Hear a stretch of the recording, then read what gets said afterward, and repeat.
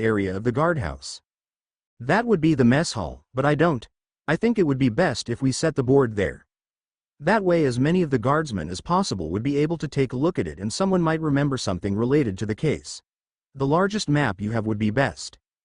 The captain nodded at the confusing request and stood up. He started collecting some papers, putting them in a stack that grew progressively in size before handing it to Naruto. These are the most recent reports from the past month.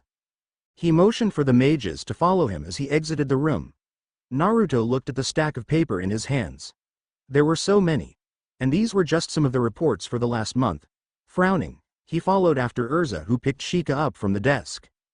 They went down to the mess hall where Pike gave orders to a couple of the guardsmen. 20 minutes later there was a huge map set on a board over one of the walls. On the nearest table there were a couple of boxes filled with the reports of the previous months. This is everything you've asked for. We've even gathered the reports for the past 6 months, even though the first demon sighting was 4 months ago, the captain told them. So many of them. There must be hundreds. Are all of them related to the demons? Naruto turned towards Pike. Most. The man clenched his jaw and looked at the boxes. How many victims were there? Why haven't you asked for help sooner? The blonde frowned. I tried convincing the mayor, but he wouldn't budge.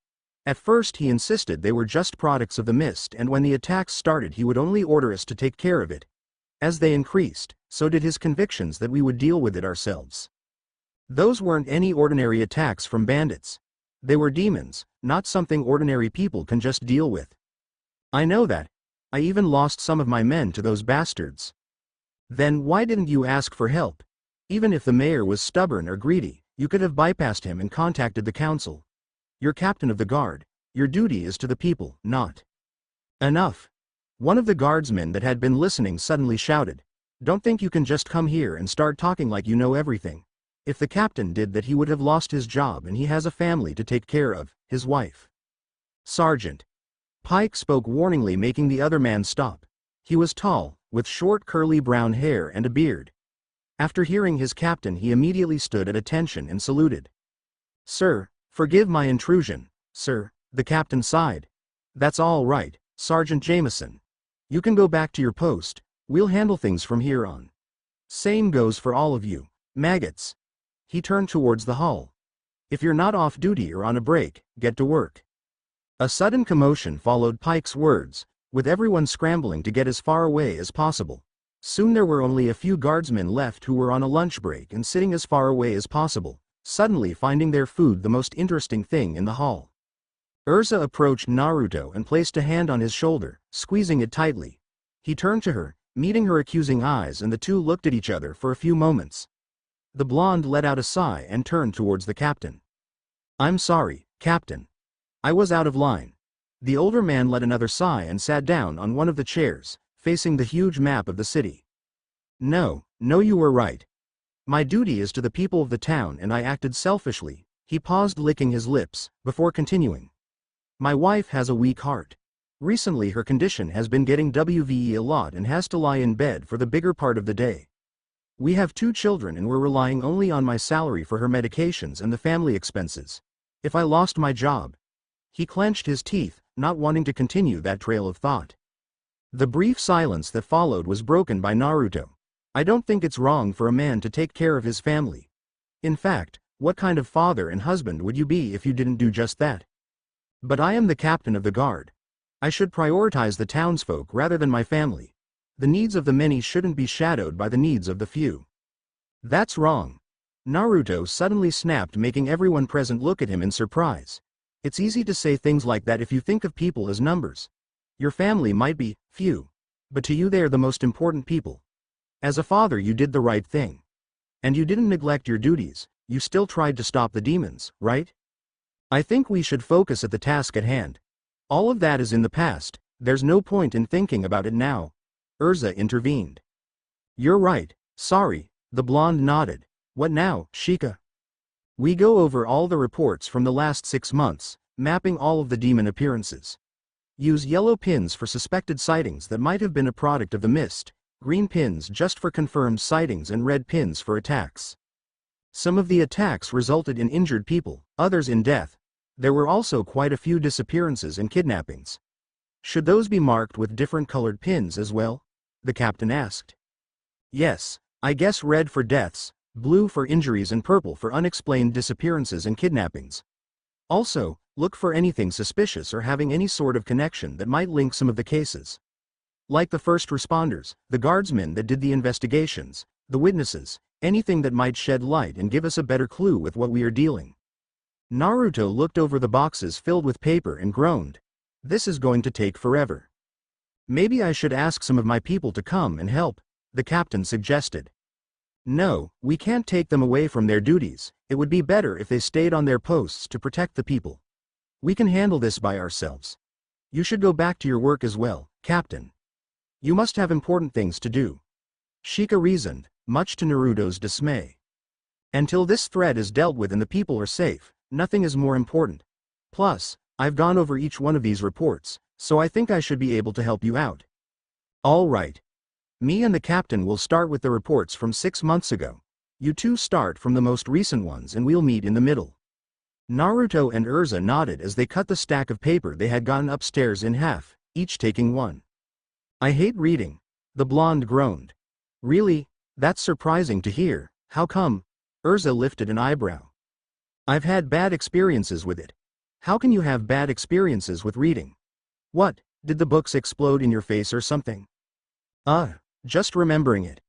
Naruto paled slightly and shuddered, making the redhead give him an amused look. Let's just say my rune magic master is a slave driver. Some time passed before the blonde spoke again. This is going to be a long day. I wish there was a spell with which I could make copies of myself that would help us. Foo-foo. Like such a thing could exist, Urza giggled. Jiraiya let out a disappointed sigh as he exited the clothing store. So far nothing interesting had come up. He had gone around several cafes and restaurants, listening in on the staff's conversations and from time to time sneaking under some of the tables occupied by customers. The fact said customers were female and wore skirts was a happy coincidence, until mid-afternoon. As the day moved on, he had decided to change tactics and try another method. Luckily he had found a group of 6 women going around stores, so he decided to follow them, most recently into a clothing store. This was the problem sometimes though. Sure, women were the prime fuel of the rumor mill, yet ever so often they spoke of utterly useless things. If he had to hear another conversation about someone's romantic woes or what her boyfriend did, the white exceed would gag. As a consolation he had managed to do some research by sneaking around the changing rooms, but that did little to lift up his mood. Jiraiya hated not having results, and not even a hot spring full of beautiful naked women would help him with that. Then again, if Urza was in it. Thinking of that, maybe he should try the hot springs now. There should be more people at this hour. Or maybe he could look for a casino. The town hall was a good spot as well. While he was contemplating his next location, he passed by an alley where a couple of children were talking excitedly. I'm telling you, the Martel mansion is haunted. You can hear strange eerie sounds coming from it throughout the day. A large boy around the age of 12 with brown hair and black eyes spoke loudly. That can't be. Dad said the mansion has been abandoned for years. And how would you know anyway, Tyler? You'd have to go out of the town to see it. A smaller boy with short blonde hair and green eyes said. Nick's brother was there. That's right, my older brother went to the mansion with his buddies and they heard noises and saw strange silhouettes moving around. A boy with long black hair spoke. Are you calling him a liar? If you don't believe him, we could go see for ourselves. Tyler smirked. Unless you are too scared, David. The blonde boy looked uncertain at first, before gaining a confident expression. Me, scared? Huh. Let's go. But brother, a smaller blonde girl with long wavy hair and green eyes tugged David's shirt.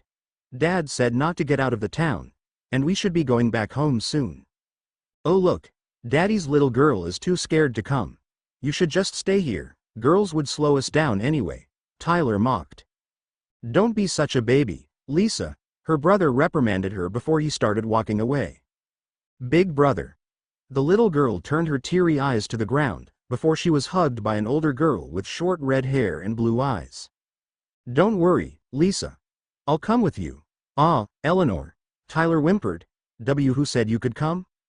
I did, the redhead retorted, cracking her fingers. If there's a problem I could always beat you up, she grinned wickedly. And no.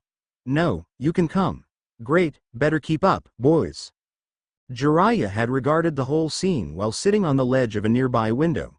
For some reason that tomboy reminded him of both Naruto and Urza. Were all redheads this violent? He silently contemplated what he had heard. That mansion was certainly interesting and worth looking into. But the kids going out of the town was definitely dangerous. What to do, what to do? For now he decided to follow them. He was going to observe them and make sure they kept out of danger. If things went wrong, he could always call Naruto. Better yet, he would do that the moment they reached the mansion. Jumping from the ledge, he spread his wings and went after the children from above. By the time the group of kids had reached the outskirts of the city, it was already late afternoon, with the famous nebula mist starting to descend over the town and surrounding area. That could have posed as a problem for Jiraiya, since it meant he would need to trail them closer or run the risk of losing them. Of course, that increased the risk of him being discovered, but that was still better than the alternative. He would just work his usual charms and sweet-talk his way into making them believe he was a cat angel, sent to battle the demons or something. The group followed an old road going deeper into the forest. As they went farther away from the town, the mist became thicker and combined with the unstable magic in the area and the rays of the setting sun that had painted the scenery orange. Strange forms had begun to appear. Some of the trees looked like thighs seemingly following the children, and at some point Jiraiya swore he could actually hear the bark making noises from the movements. The small group of brave explorers had somewhat lost their enthusiasm, and their hesitation grew with each following step. As they passed by the silhouette of a creature that looked like a horse with the exception of 2 deer horns on its head and flames instead of eyes, something Jiraiya had named the stagcorn, one of the boys, Nick if he remembered correctly, spoke warily. Maybe we should go back. It's late, Mom will be worried. Lisa pleaded with a trembling voice. The little girl had wanted to go back since the moment they had left, but Eleanor's support and the fact she didn't want to be a nuisance to her brother had stopped her from voicing her desires, until now. It will be dinner time soon. David trailed off, looking uneasily at the others. Huh? What's the matter? Don't tell me you guys are scared. Tyler laughed at them. I'm not, Eleanor snapped at him, but this has gone too far already. We should go back, there might be demons nearby. Yeah, that's true. Everyone froze at those words. After a brief moment of silence that seemed like it lasted an eternity, Nick spoke with a shaky voice. David, did you say that? And no, Tyler? The large boy slowly shook his head.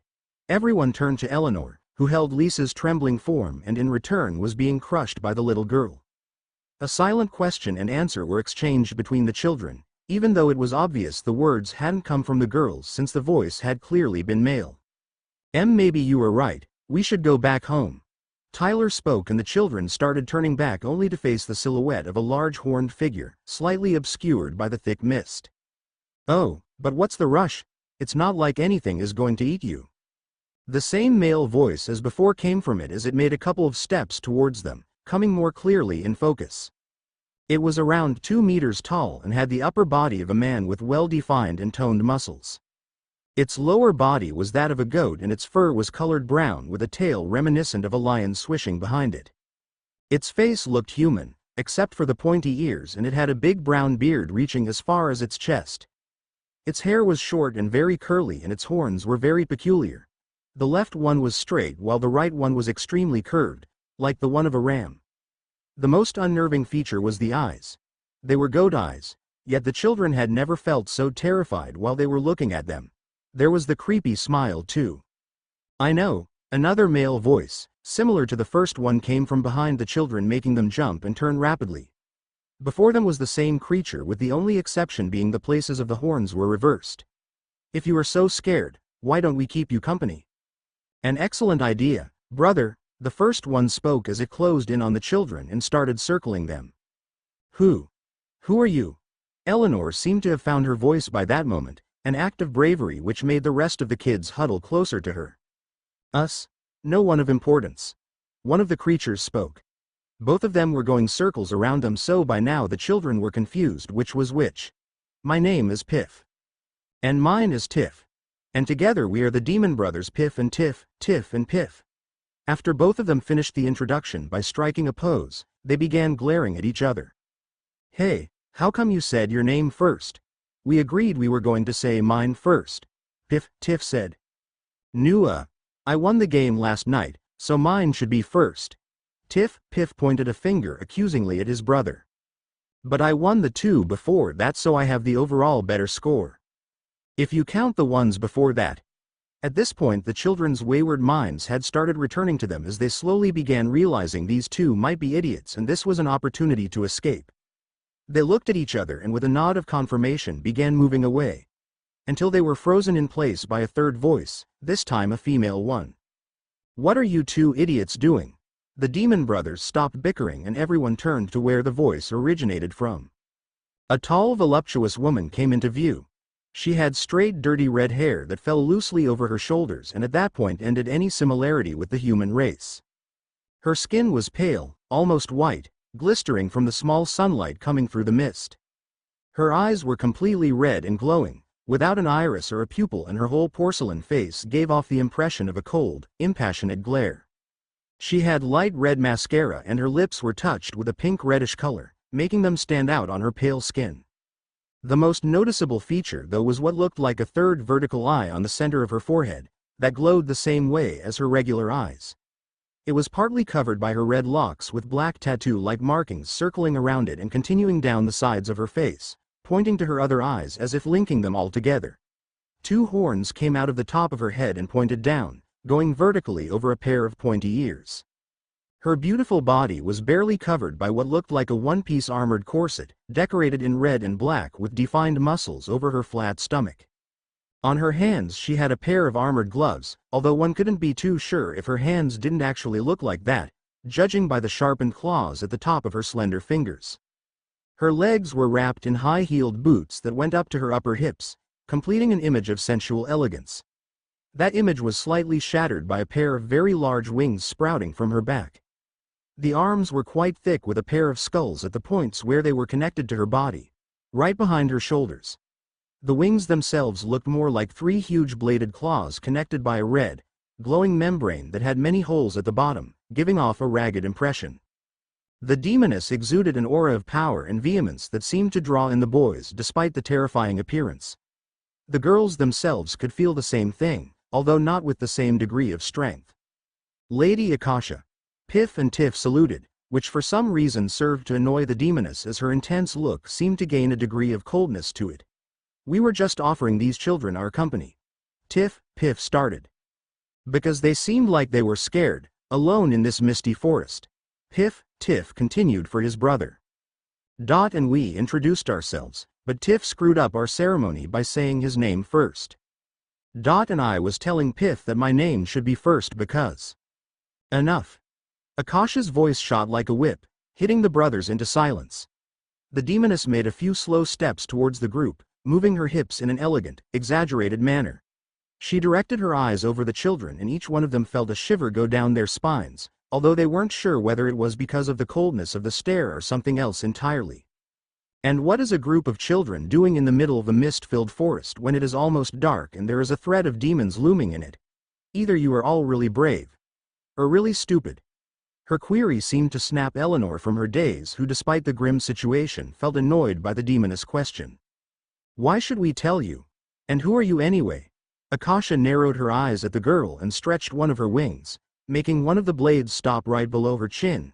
Quite the mouth you have there, girlie.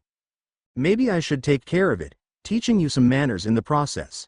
To emphasize her point she pressed the blade harder, making the slightest of cuts, producing a single drop of blood.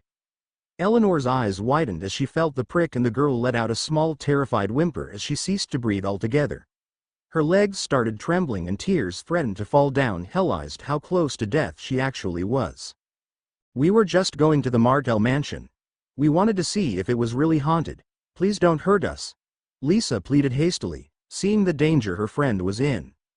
It's good to see at least one of you has proper manners. I would just hate going through the trouble of showing you all the proper way to act. Akasha retracted her wing, whilst taking the drop of Eleanor's blood. She moved the tip of the blade over her mouth and let the droplet fall into it. The Martell mansion. Isn't that? She looked over to Piff and Tiff, which made the brothers smile. This is great, we were just heading there ourselves. We can show you the way, it won't be any problem. Tea, that won't be necessary, we should be going home. David tried, but was interrupted. Nonsense, it won't be any problem at all, and we would keep anything scary away from you. Piff, Tiff said as he went over to Eleanor and picked her up from the ground, helping her stand on her shaky legs. The girl had fallen down to her knees and her whole body had started trembling the moment Akasha had let go of her. Not one of the children dared pointing out that there were plenty of scary individuals already around them. The demon brothers turned expectantly to the demoness. She looked at them impassively, before the corners of her lips went up into the slightest of smiles, but of course, it would be irresponsible to leave a couple of children alone wandering in a forest. Who knows what might befall them?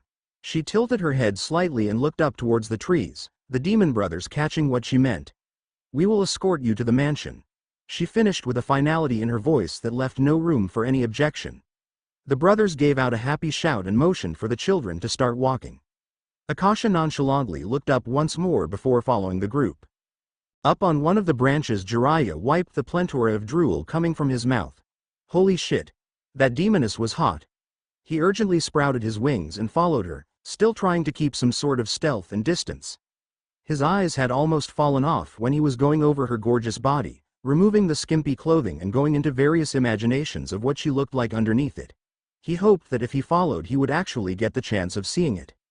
Somewhere in the back of his head, a voice was telling him he should be more concerned with the children's safety.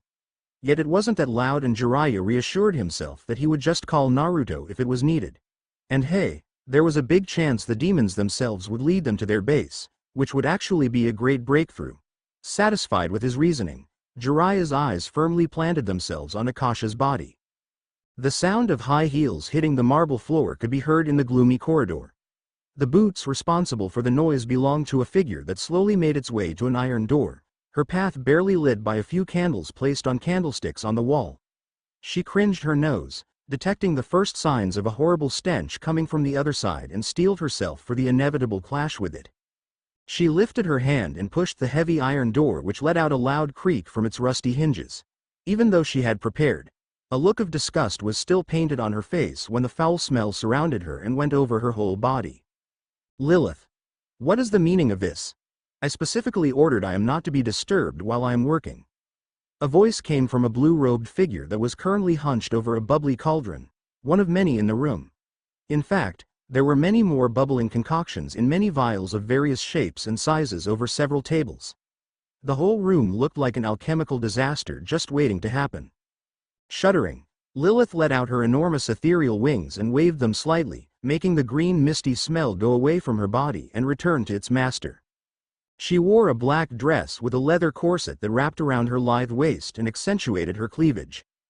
Her shoulders were covered and spikes were coming out of her right arm, seemingly from her skin. She had a black wrist guard on her left hand with a blood-red rose painted over it and a long, well-done crimson manicure. The lower portion of the dress consisted of a long flowing skirt that covered her legs completely. On its sides the dress had multiple rings connected to each other with chains, and the front had red lace decorations in the form of roses. Her raven hair was tied behind her head in a giant elaborate bun with two horns framing it on each side and many strands of hair loosely falling around. Her eyes lacked pupils and glowed in a sky blue color. Her lips were touched with a crimson lipstick that made them stand out on her beautiful but serious face. Overthrowing the urge to bathe in a pool of acid to get rid of the disgusting feeling, the demoness turned a defiant glare towards the hat-wearing person. You also said we should bring you any new information, right? But I will leave if you don't want to hear it. Watch your tone, demon. The mage rapidly turned around and Lilith felt a sudden piercing headache, one so severe that it made her fall to her knees. She clutched her head and let out a scream while the blue-clad man made his way towards her. Are you implying I don't know what I've said? That I'm insane? He kicked her in the face, making her sprawl on the ground. I am not insane, do you hear me? He delivered several more kicks as he continued shouting. Unable to say anything beyond a pained scream because of the pressure in her head, all that Lilith could do was glare at him, her eyes promising a painful death the moment she had the slightest of chances. That actually made the mage stop, and a set of teeth could be seen on his face. Even though it was shadowed by the hat, one could tell that he was grinning maniacally at the demoness. That look! I love that look! Such defiance, such fire, you're not like the rest of your stupid kind. I am going to enjoy shattering it after we're done here, especially those wonderful screams of despair. He let out an insane laughter for a bit before Lilith felt the headache disappear. Speak now, what have you found? The demoness lifted herself slightly on her hands before she spoke. The demons you sent after the mages were killed. Did they at least manage to wound one of the mages? Not from what I could gather. HMPH, useless. The man snorted.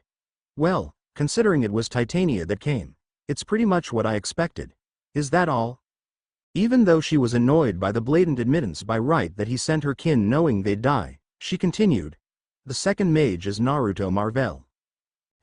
He sounds familiar. Is he from Fairy Tail as well?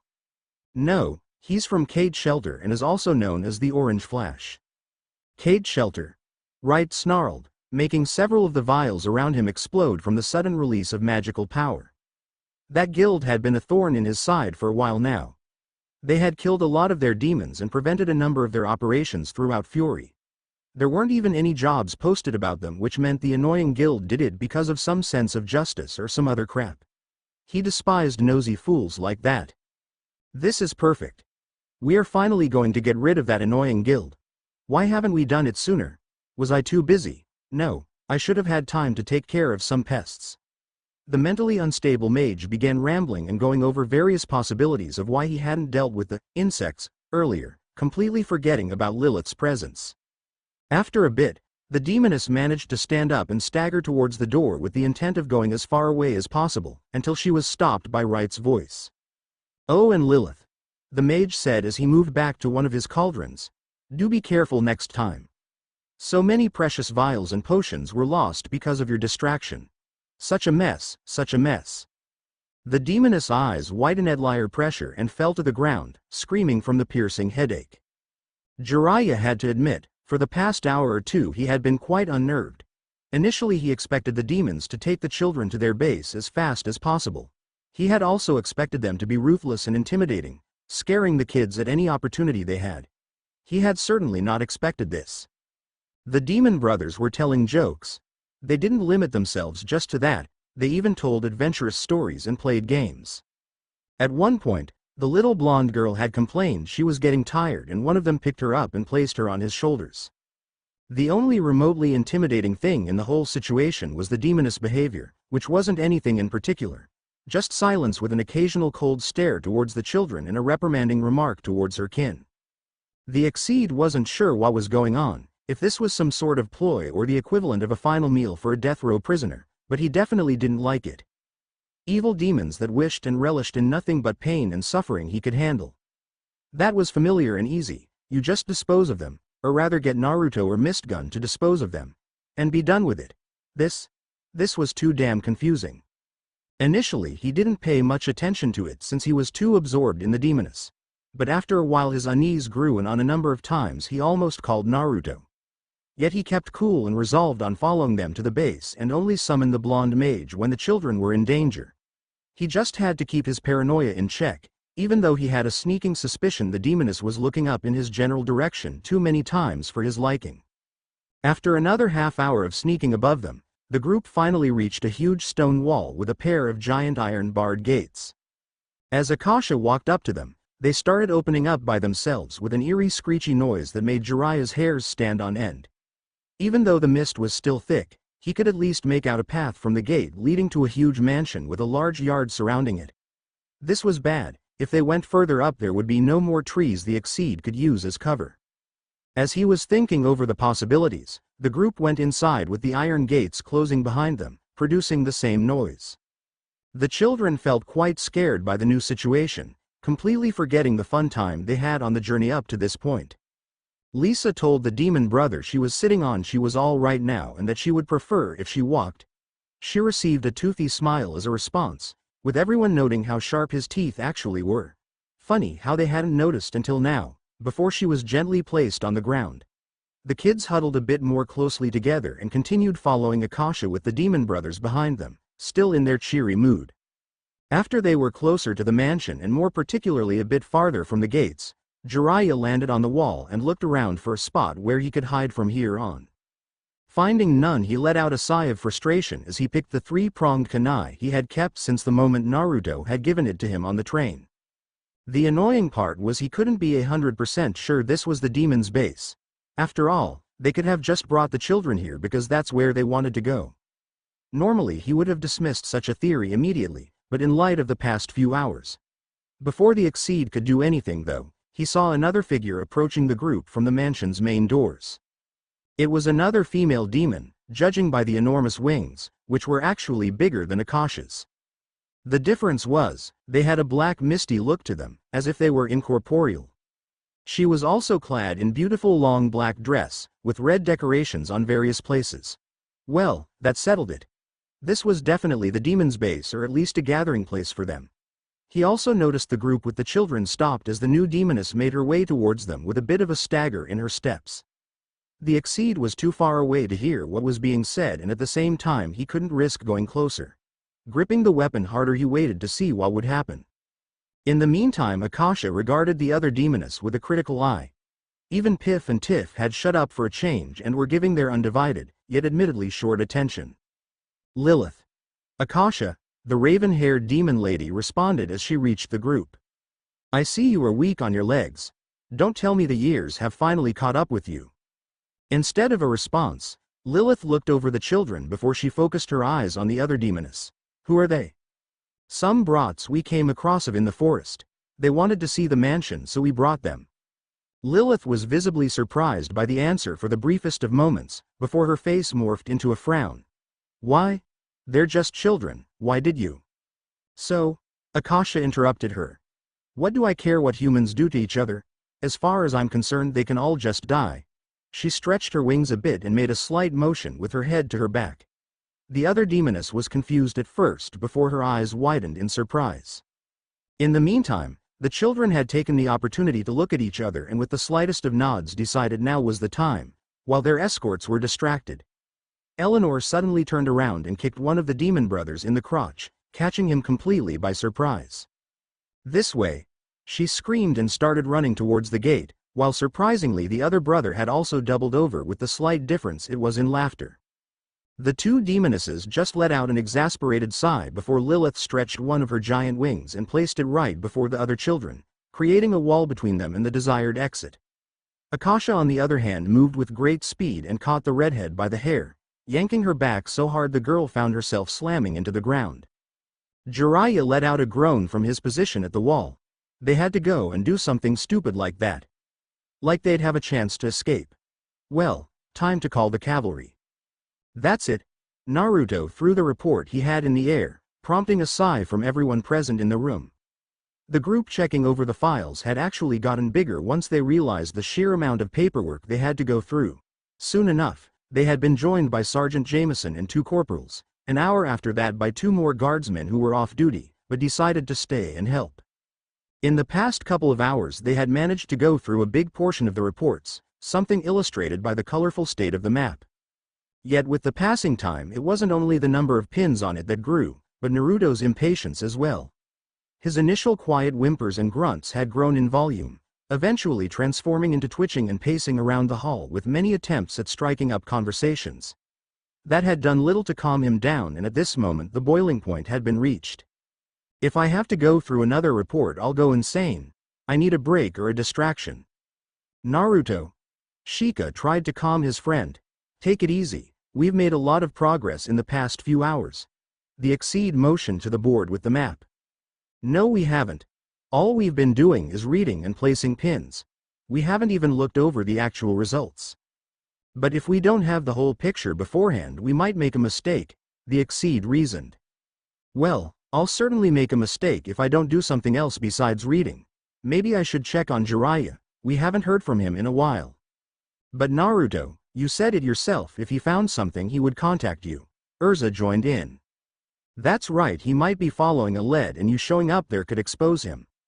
Or he might just be peeping on women somewhere. Rii let out a sigh. Look, I need a break from all the reading. Can't we do something else? Perhaps we could compromise. Let's look over the map. We might have already uncovered enough. If not, we could go back to reading, and if Jiraiya still hasn't shown up, Naruto can go find him while we continue with the reports. Urza suggested, trying to calm the annoyed mage. Maybe it's not such a bad idea. If we don't take a minute to step back, we could make a mistake. The captain, who had been watching with amusement the exchange, gave his opinion, which was followed by positive grunts and mumbles from the other guardsmen. As funny as it was to watch the hyperactive blonde twitch and complain, at some point everyone had caught onto his mood. All right, let's look over what we have. Sheikah finally agreed.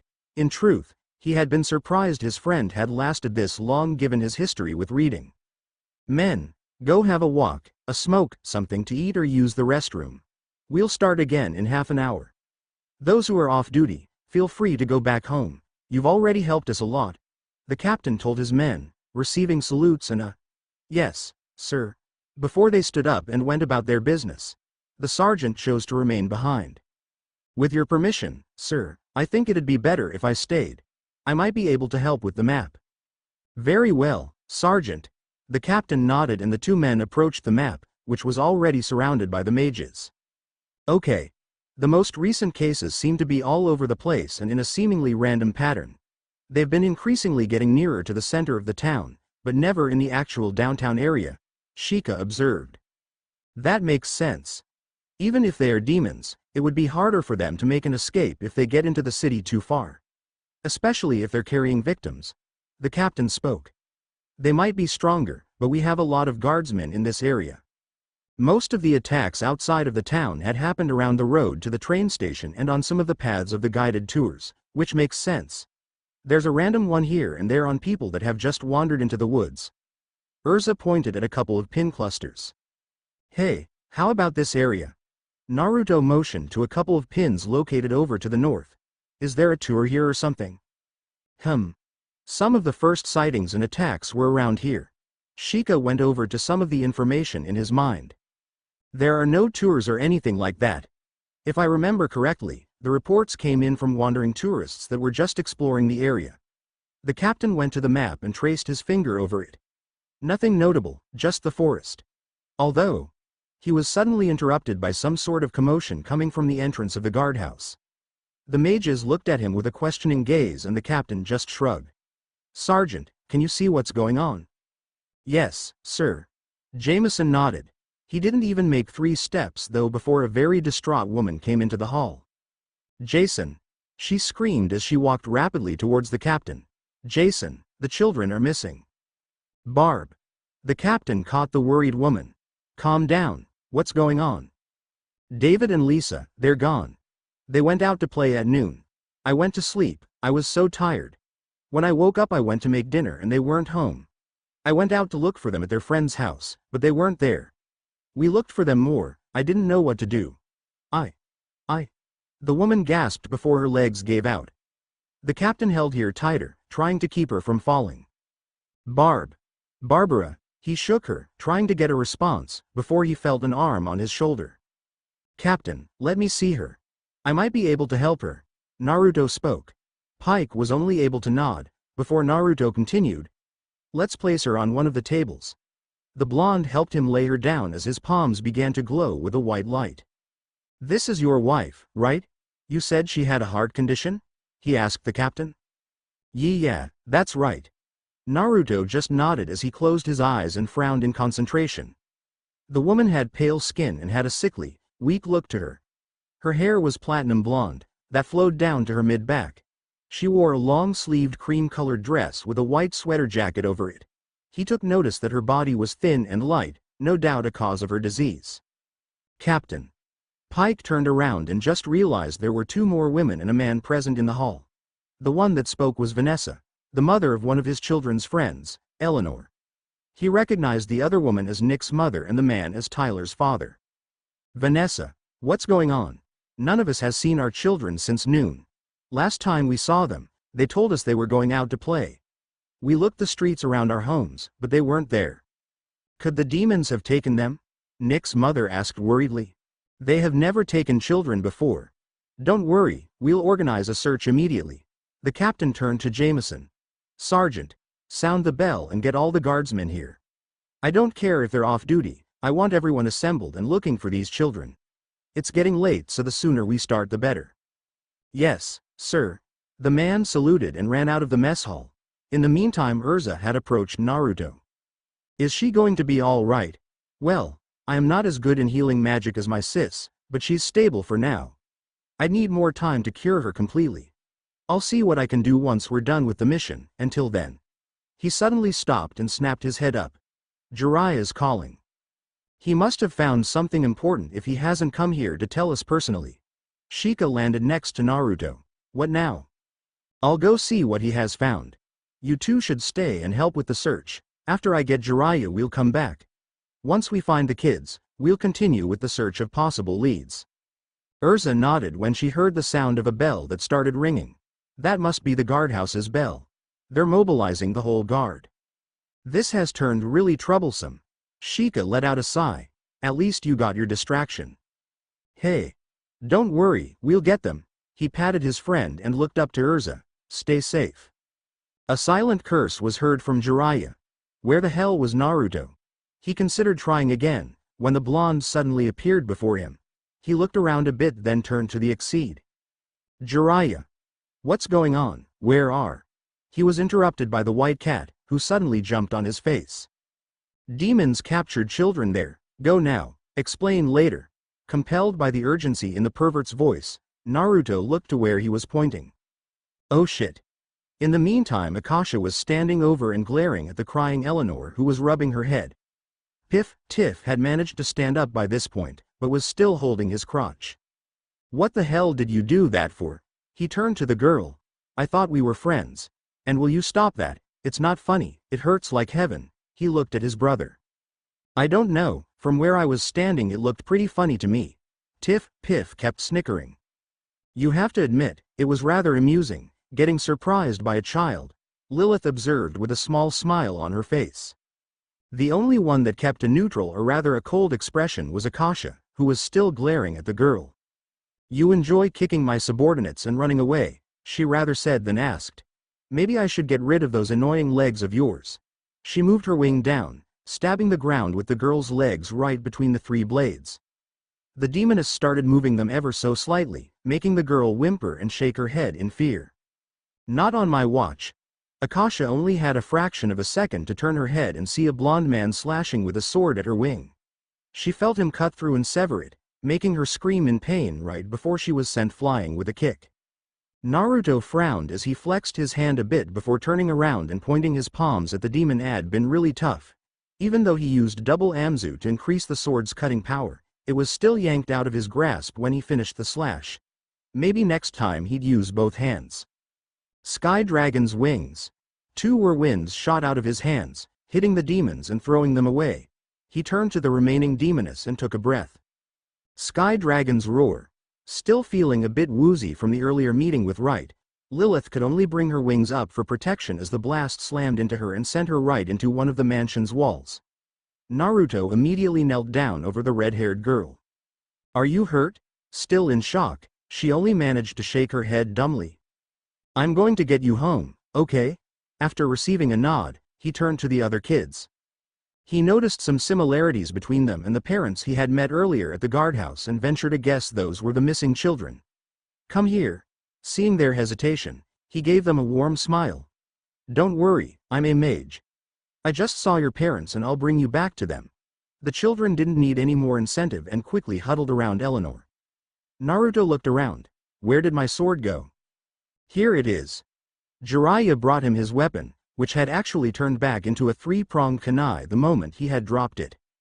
All right, kids, stand around the white talking cat, Naruto instructed them as he stood up. He started focusing his power when he heard a voice from behind. You bastard, you cut off my wing, I'll kill you. The blonde spared a glance back to see the demoness was literally aflame and gathering fire in a ball over her hand. He frowned a bit and turned to the children. This was going to be close. Right when the fireball was thrown at him, he began making hand signs. After the third one, the children and Jiraiya disappeared from view, leaving only his kunai on the grass. There was little time for celebration though, as he was hit in the back by the fire spell, making him scream and fall onto the ground. He managed to grab his weapon before he himself disappeared as well. Shika quietly observed the gathering of guards. Urza was sitting next to him and was doing the same while having a meal. After Naruto had gone to Jiraiya, they had realized they hadn't eaten anything since breakfast, so Urza had suggested they try some of the food offered at the mess hall. It wasn't anything spectacular, but it was good enough.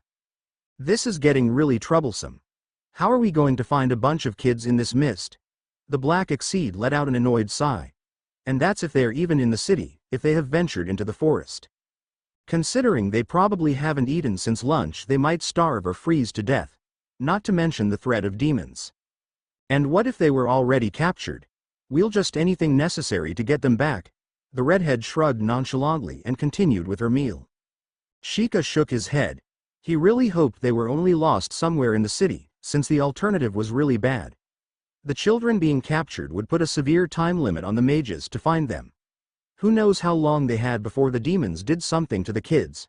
He stood up and went back to the board with the map. This wasn't a small town, it was going to take a while.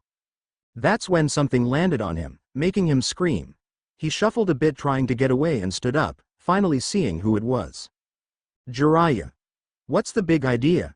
The Exceed asked in annoyance when he looked around and noticed his white kin wasn't the only one that had appeared. There were 5 more children who were sitting on the ground and turning their heads, shock clearly visible on their faces. Sheikah also noted what or rather who was missing. Where's Naruto? As if on cue, a racket was heard and everyone turned to see the blonde mage in question had crash landed on one of the tables. The more alarming fact was him rolling on the floor, trying to extinguish the flames on his back. Managing to get rid of his coat, he hastily backed away from it before a bucket of water was poured on it by one of the guardsmen. What the hell is going on? By now the blonde had captured everyone's attention, including the captain's.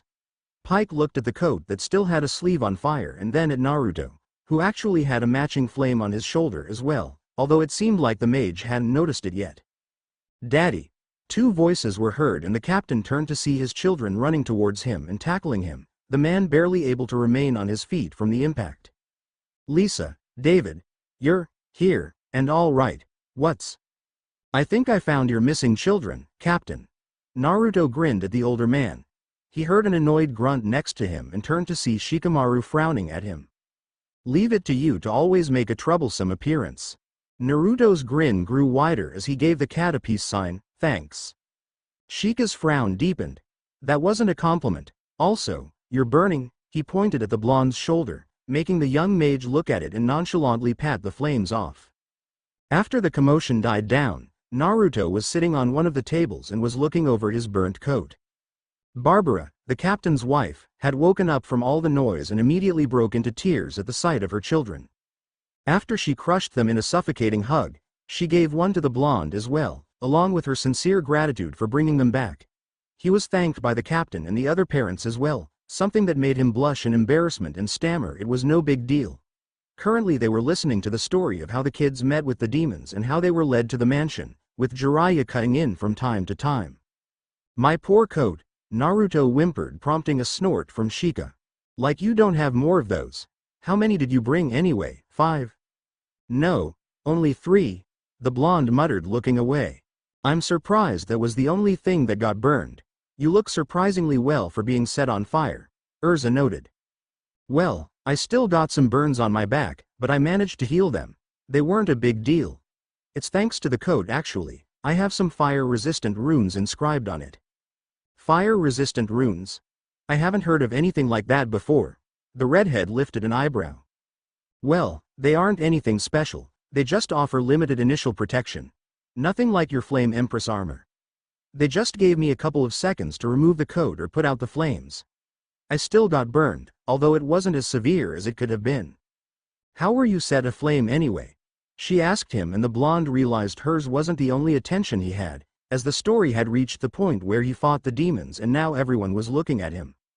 Well, I don't think the damage I did to the demons was too big, so I figured I had a limited window to bring everyone back.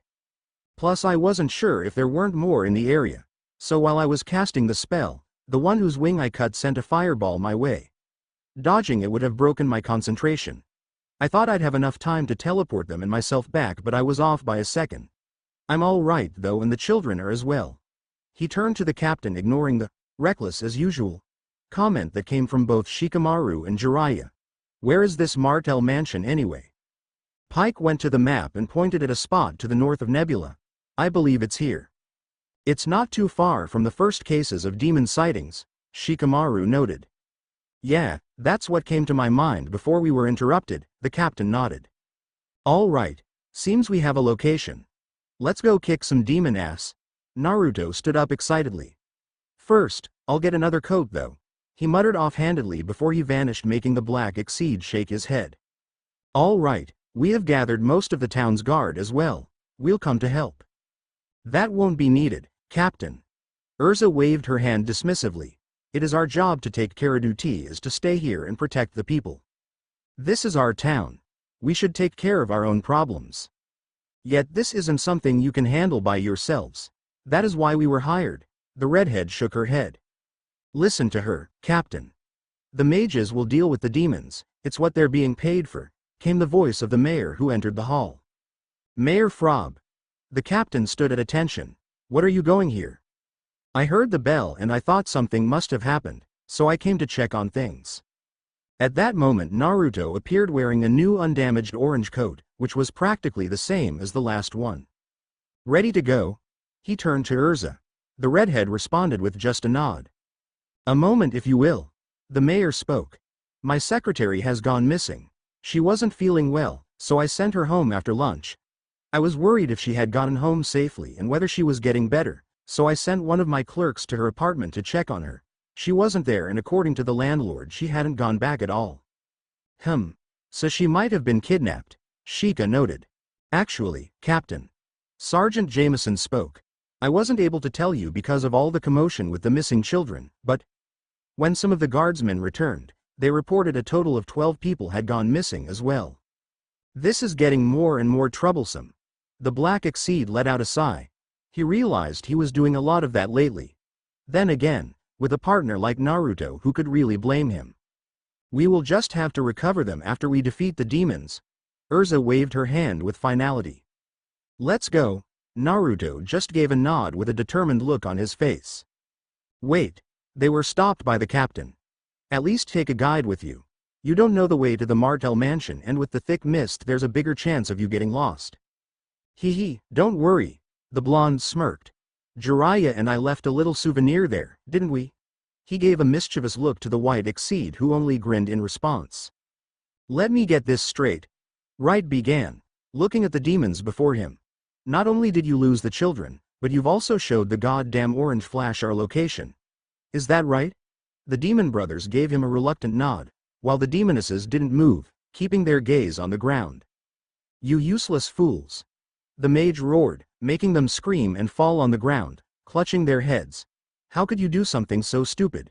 You have very well jeopardized our whole operation. But master, we were caught by surprise, Tiff began, before he was interrupted. Silence. I don't care for your excuses. Wright snarled, making the demon shout in pain. I expected something like that from one of the lesser ones, but not from you. He regarded them. His face morphed in rage and his eyes lit with fury. Not that it could be seen, yet it would have been really intimidating. Out of my sight, he spat, turning his back to the demons and going to the window. He looked over the yard as he went over possible paths he could take from here on. Finally, he gave out an insane grin. It didn't matter. He would have to proceed with the plan a bit sooner than expected, but they could still pull it off. He sent out a command to all the creatures of hell to get back to the mansion. The mages would come here without a doubt. It would be impolite of Wright not to greet them properly. The thick mist covered the sudden appearance of 4 kneeling silhouettes on top of the wall. Naruto let go of Urza's hand and looked over the foggy yard. The weather had deteriorated so much that he could only see his partner. He turned to her again and whispered. So, what's the plan? We go in through the front, break into the mansion, subdue the demons, defeat the summoner if there is one and free the prisoners, Urza simply responded. Naruto looked at the beauty, blinking several times, before joking. I think I'm in love. His sentiment wasn't shared by Shikamaru though, who was busy banging his head on the wall. Great, now there's 2 of you. One job. Is it too much to ask for one job where our plan is something beyond? We go in and kick their asses? Sometimes the direct approach is the best one. The redhead merely smirked, moving a hand through her hair. I fully agree, Naruto nodded enthusiastically. I use that approach all the time. Well, since we aren't going to be subtle about it, this mist won't be useful to us, Jiraiya pointed out. I'll take care of that. Naruto stood up and brought his palms together. Closing his eyes, his brows furrowed in concentration while his hands slowly began separating. Between them one could see a small cyclone forming, constantly expanding as the distance between his palms grew. After a certain point where it had become wide enough, the blonde opened his eyes and completely stretched his arms out, releasing the spell. The cyclone shot into the sky and continuously expanded, dispersing the mist in the process. After a while the whole area was clear of the fog and one could see the powerful winds circling in the skies above the mansion and its yard. There, that should keep the mist away for a. Naruto's sentence went unfinished when he noticed exactly what was waiting for them in the yards. Over 100 demons of various shapes, sizes and types were currently focusing on the group of mages, watching their every move. In the center of the courtyard the mages spotted a big number of humans sitting, lying or kneeling on a large stone circle. It could be clearly seen their hands and feet were tied with rope, rendering them unable to move much. Hey. Looks like nothing but the direct approach would have worked anyway, right Shika? The blonde joked with his friend, receiving a troublesome smart ass for a response. He shared a look with Urza who simply nodded before jumping from the wall into the courtyard. It was clearly a trap, but that didn't really matter. They had to get rid of all the demons anyway to finish the assignment. The fact that they were gathered all in one place only made it easy for her and her partners. The blonde followed shortly and on his way down he noticed the redhead was surrounded by light bubbles. They wrapped around her and morphed into a new set of armor. Like most of the sets until now this one accentuated her body pretty nicely as well. The breastplate was composed of silver-colored plates in the form of feathers, revealing a fair amount of cleavage. They continued from the sides until they reached her shoulders where they morphed into shoulder guards. The front of the breastplate had a metal flower design right in the middle and her back was covered in plates that wrapped closely around her back and waist, yet leaving her stomach completely exposed. The waist guard was composed of several giant blue-colored plates, reminiscent of feathers with the edges having elaborate golden decorations. They were joined by a gold and silver metal belt and underneath the guard she wore a long white billowing skirt, reaching down to her ankles. Her plated greaves were blue with a pair of small silver wing decorations right above both ankles. She wore a pair of blue-plated gauntlets with silver feather-shaped plates at the upper edges, acting as elbow guards. Metal straps twisted around her biceps until they joined with the rest of the armor at her shoulders.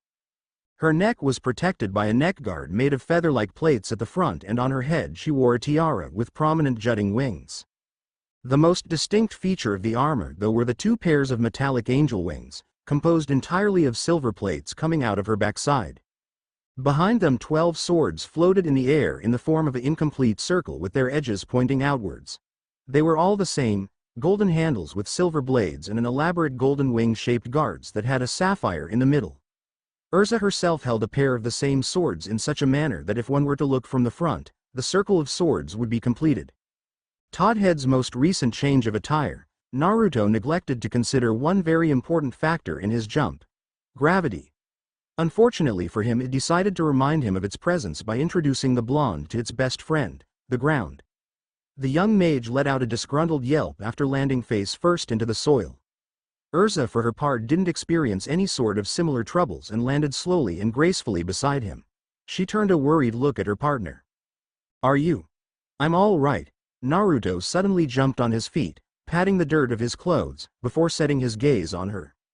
"I see you've changed into another gorgeous outfit. What's it called, Angel's Armor or maybe Seraphim Armor?" "Those are some nice names, but it is actually known as Heaven's Wheel Armor.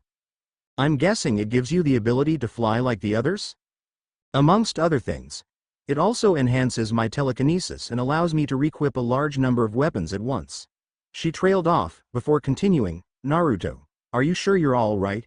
Your nose is bleeding." The blonde hastily moved his hand to his face and winced after touching his nose. How the hell did he manage to miss the fact it was broken? "Sky Dragon's healing palm," he muttered, giving Urza a thumbs up with his other hand. "Hey, Naruto," Shika called out while he was flying down with Jiraiya. "I think you lost something on your way down." "What? Your dignity?"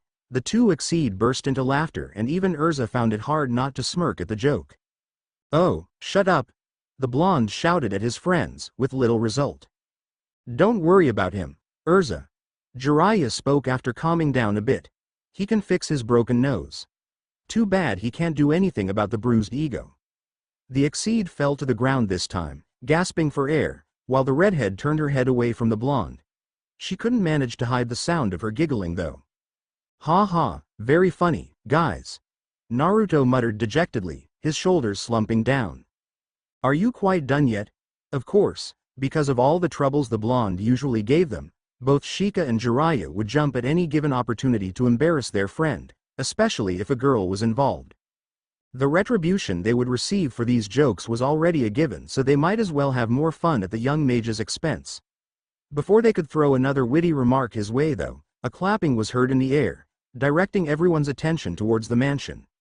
The one responsible for the noise stood on one of the mansion's balconies. It was a short, round figure in blue robes, wearing a yellow pointy hat and a pair of yellow gloves. "Ah, our powerful guests have finally arrived, and they have brought quite the comedian act with them." "Who the hell are you?" Naruto shouted at the man. "Who am I?" He pointed at himself, before bursting into laughter. It was small and quiet at first, the only outward indication his shaking shoulders, but it gradually grew until it reached levels that would make doctors want to strap him in several straitjackets and lock him away in a dungeon full of white rooms, as far away of the outside world as possible. No one in particular. His insane laughter suddenly halted and he snapped his head to the mages. Just a mage with a demon army under him. "So there was a summoner here after all," Urza noted, turning to Naruto. "Looks like you were right. This complicates things a bit. He must be quite powerful to be in charge of so many demons. We should deal with him as soon as possible or he might call for reinforcements." "Naruto, remember what we've talked about?" Shika asked him, making the blonde groan. "Come on, Shika. That never works." "What?" Urza looked at them confused. "He wants me to give him the opportunity to come quietly. From all the bad guys we've ever fought, no one has agreed to surrender before." "Hey, it's called wishful thinking. You can't blame me for wanting to avoid troublesome fights. And who knows, with the way you always pick our assignments, I wouldn't be surprised if someday we went up against someone so insane, they would actually agree." Urza shook her head at the bickering Kates. During their short journey, she had noticed they all had two sides, two completely different personalities. Jiraiya was a complete pervert, taking any chance he could get to fool around. Yet at the same time he was great at gathering information, and if it wasn't for him they wouldn't even know about this place. Naruto was childish, easygoing and carefree, displaying obnoxious impatience and the need to constantly talk as a product of his hyperactivity. Yet at certain moments, like during fights or when they met with the mayor, his personality would do a complete 180-degree reversal and he would show keen insight and a calculative level-headedness, actually proving you could count on him to have your back. Her only hope for normality was Shikamaru, and for a while his only quirk had been his general laziness. But now, despite his undoubtedly high intelligence, he made a rather stupid request that had no chance of working in a million years. That's when the redhead realized Kate Shelter still couldn't compare in weirdness to her own guild. Going through a list of her guildmates and their various quirks, Urza's face fell slightly and she couldn't help letting out a sigh. Even if they were strange, the Kates showed professionalism and reliability when it was needed, not letting their quirks get in the way of their job. From her guild, she was without a doubt the only normal mage capable of that. "Hey, Urza. Are you all right?" The redhead snapped her head, realizing Naruto had been waving his hand in front of her. "You spaced out there for a bit, everything okay?" The blonde continued. "Yeah, I'm fine. I just remembered something. Anyway, what's he talking about?" Urza motioned towards the summoner, who had started rambling after their initial exchange. "Oh, you know, the usual bad guys stuff. Blah blah blah, I'm evil. Yada yada yada, you're doomed. You've heard them once, you've heard them all." The blonde explained with a bored expression on his face. "You dare mock me, child?" The insane man snarled at the mages. "Kill them." The demons charge, not needing any more incentive. "Let's get the townspeople out of the way first, then we'll deal with the rest," Naruto said, readying a kunai. "All right." Urza motioned with the swords in her arms and the ones floating behind formed a circle around her. Dance, my blades, she commanded and ran to her opponents, her weapons scattering the moment she reached them. Circle sword. The swords began slashing and hitting the demons as if they had a wielder or a mind of their own. Not to be outdone, Naruto pocketed another three-pronged kunai and chanted, "Power of the stout arms that tears the heaven. Fast winds that run the heaven. Amzu Vernier." The familiar cyclones appeared circling around his wrists, ankles and weapons, increasing his speed and offensive capability. Without wasting a second, he ran up to the demons. Normally 2 against 100 would end in a pretty gruesome way for the two. Yet, they had an advantage, which they utilized to the fullest. They kept close, watching each other's back. When you are in such a position, there is only a certain number of opponents that can actively attack you, since there is only so much space around you. Because of that, the enemies that are in the back shoved the ones at the front, which resulted in chaotic, easy-to-deal-with attacks. Of course, there was the threat of demons just swarming them, but Urza's multiple swords accounted for that possibility pretty well, since it would prove quite fatal. And even if they were demons, they weren't all too keen on the idea of sacrificing themselves to ensure they'd get the mages. Of course, Naruto had to admit that if there weren't 2 of them to watch each other's backs, this plan wouldn't go as well. Especially since Urza's swords kept most of their adversaries away. If they had been by themselves, no doubt the battle would have become from the start. For now, this was a taunt to make the summoner show his hand. Right observed the battle while grinning madly. Yes, the power those two displayed would serve him perfectly. He knew the demons below were mere cannon fodder, yet it was still a bit unnerving how the mages were faring seemingly without trouble. From time to time he would see Titania add another sword or the orange flash turn into wind and briefly become intangible and even mix in an air spell here and there. Nothing beyond that thought. Wright was certain they were showing only a part of what they were truly capable of.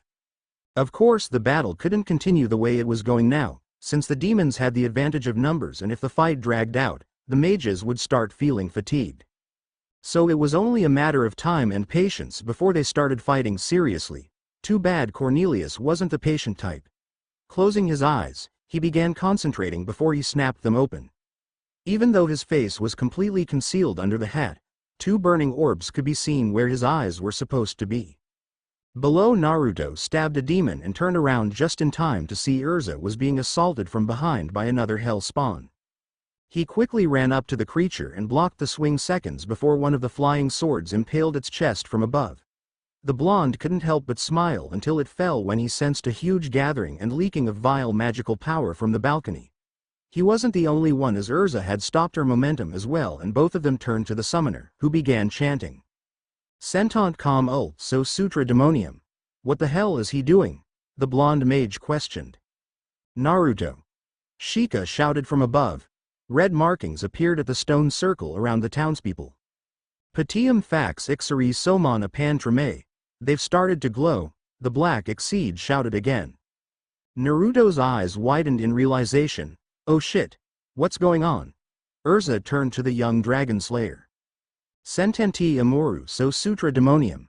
He's summoning something big and he's using the people as sacrifice. Naruto explained while he turned the weapon in his right hand back to its original 3-pronged kunai form. The cyclones around his wrists and the left sword all transferred to it. We have to get them away from the circle. Urza urgently turned to the townsfolk, sensing the increase of magical power in the air with each passing second. Fax ixeri deimi. As if on cue, the demons joined in the chant, Enimo do, Enimo do, Enimo do.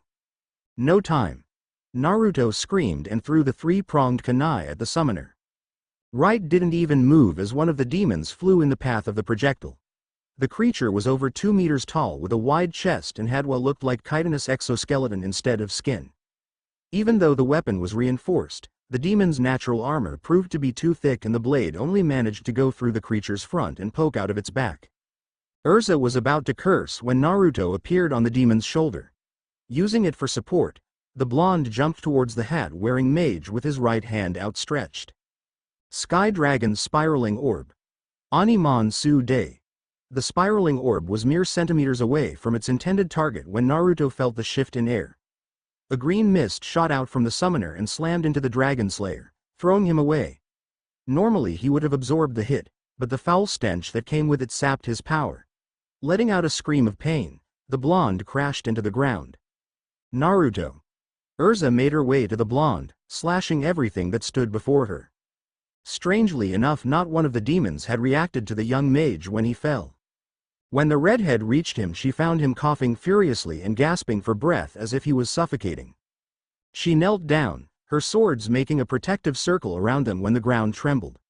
The whole yard was illuminated by a red light, and Urza turned her attention to the source. It looked like a giant crimson crack in the fabric of reality itself. What froze her blood, though, were the screams of the people below it.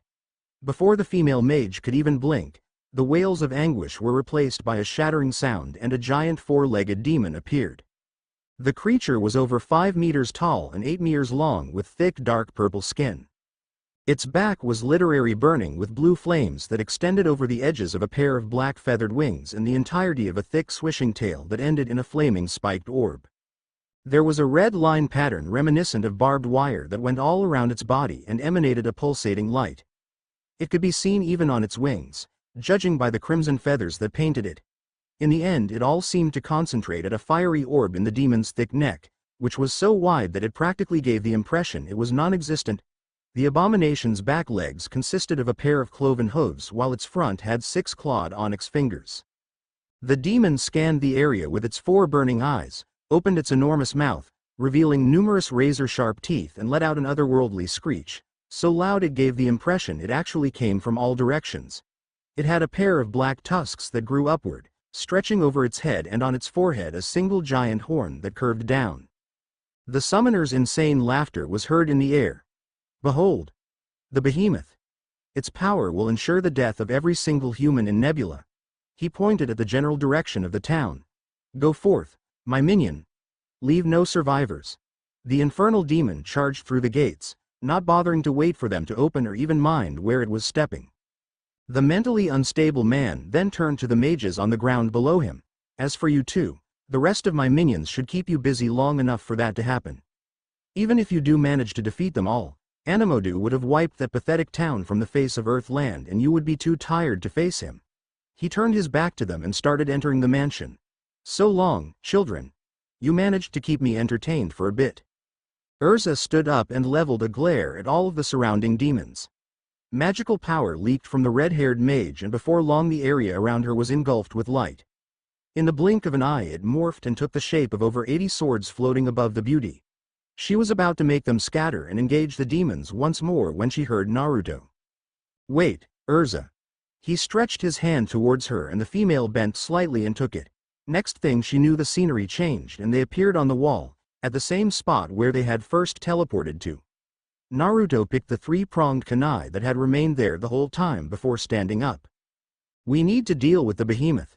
We can't just leave that monster, he might sacrifice more people. And we have to deal with those demons as well, otherwise they might aid in the destruction of Nebula. Urza motioned angrily to the yard and the balcony where the summoner had disappeared to. We will. I'll stay here and take care of the army and the summoner. You should go after the behemoth and protect the town. Urza's eyes widened in surprise. But Naruto, you were hurt. I'm all right now. And I'm really pissed off, so no more holding back. If the summoner proves to be too strong, I'll retreat and we'll face him again after we've dealt with his minions. He turned to the worried mage and gave her a reassuring smile. Don't worry, I can deal easily with these demons. And I know you can handle the behemoth by yourself. This is the only way, otherwise more people will die. Urza bit her lip and looked over the courtyard full of demons, then at the direction the giant monstrosity had gone to, and finally back at Naruto. All right. The blonde nodded. Take Shika and Jiraiya with you. With their speed, you should be able to reach the town in time. And if things get bad, they'll call me back. The Tway wall and waited for the redhead. I can handle that thing. I'm more worried about you. Be careful. Naruto just gave her a thumbs up and a small smile. Shaking her head, Urza dispelled her swords and returned back to her original outfit. Let's go. She turned to the cats, who only nodded and wrapped their tails around her waist. With the two of us flying in max speed, we'll reach Nebula in no time. Jiraiya boasted before they took off. Urza sent another worried look back before she looked ahead. She was silent for a while until she voiced a question that had kept nagging her. Why was Naruto so hurt by that attack? He could barely breathe when I got to him.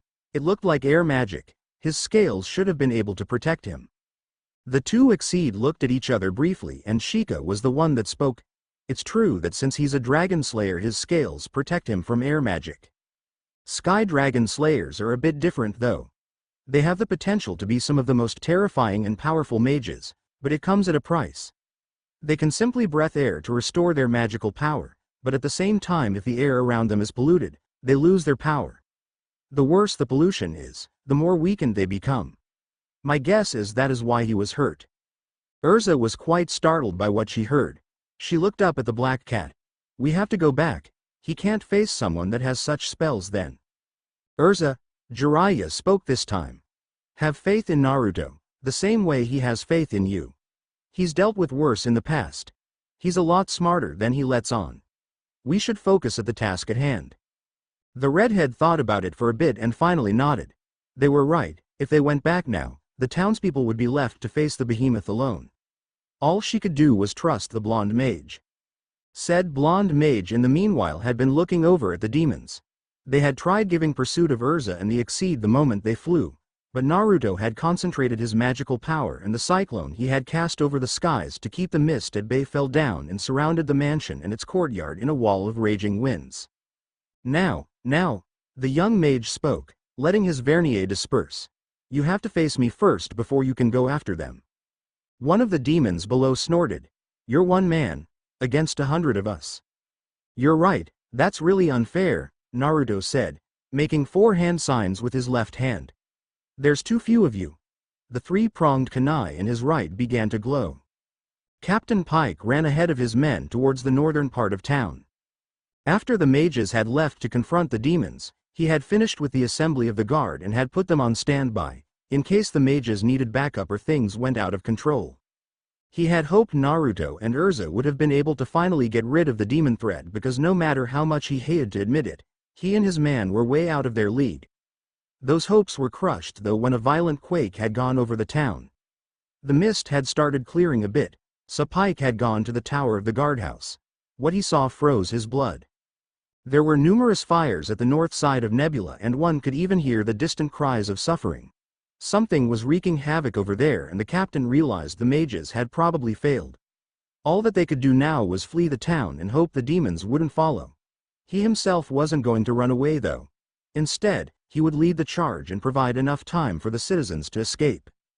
And here he was now, reaching the outskirts of the town with his loyal men behind him. All of them knew what was at stake and all were prepared to fight and die for the people. They turned around the corner and came face to face with an abomination that was setting fire to the houses and unleashing its fury upon the fleeing people. Fear clenched the captain's heart as he realized they probably had no chance against such a monster. He felt cold sweat pouring over his body as the terror of imminent death settled into his stomach. His eyes were drawn onto the people who were trying to flee and Pike realized this was no time for dread. No, it was a moment for duty. Unsheathing his sword he turned to his men, who were no doubt feeling the same way he was. All right, maggots. If you have time to stare at that thing, ready your weapons. Let's send the demon back to where it came from. His words snapped the stunned guardsmen and upon seeing Pike's determination leaking from his glare, everyone chorused a, "Yes, sir." They lifted their rifles, crossbows and bows, armed and ready for their captain's mark.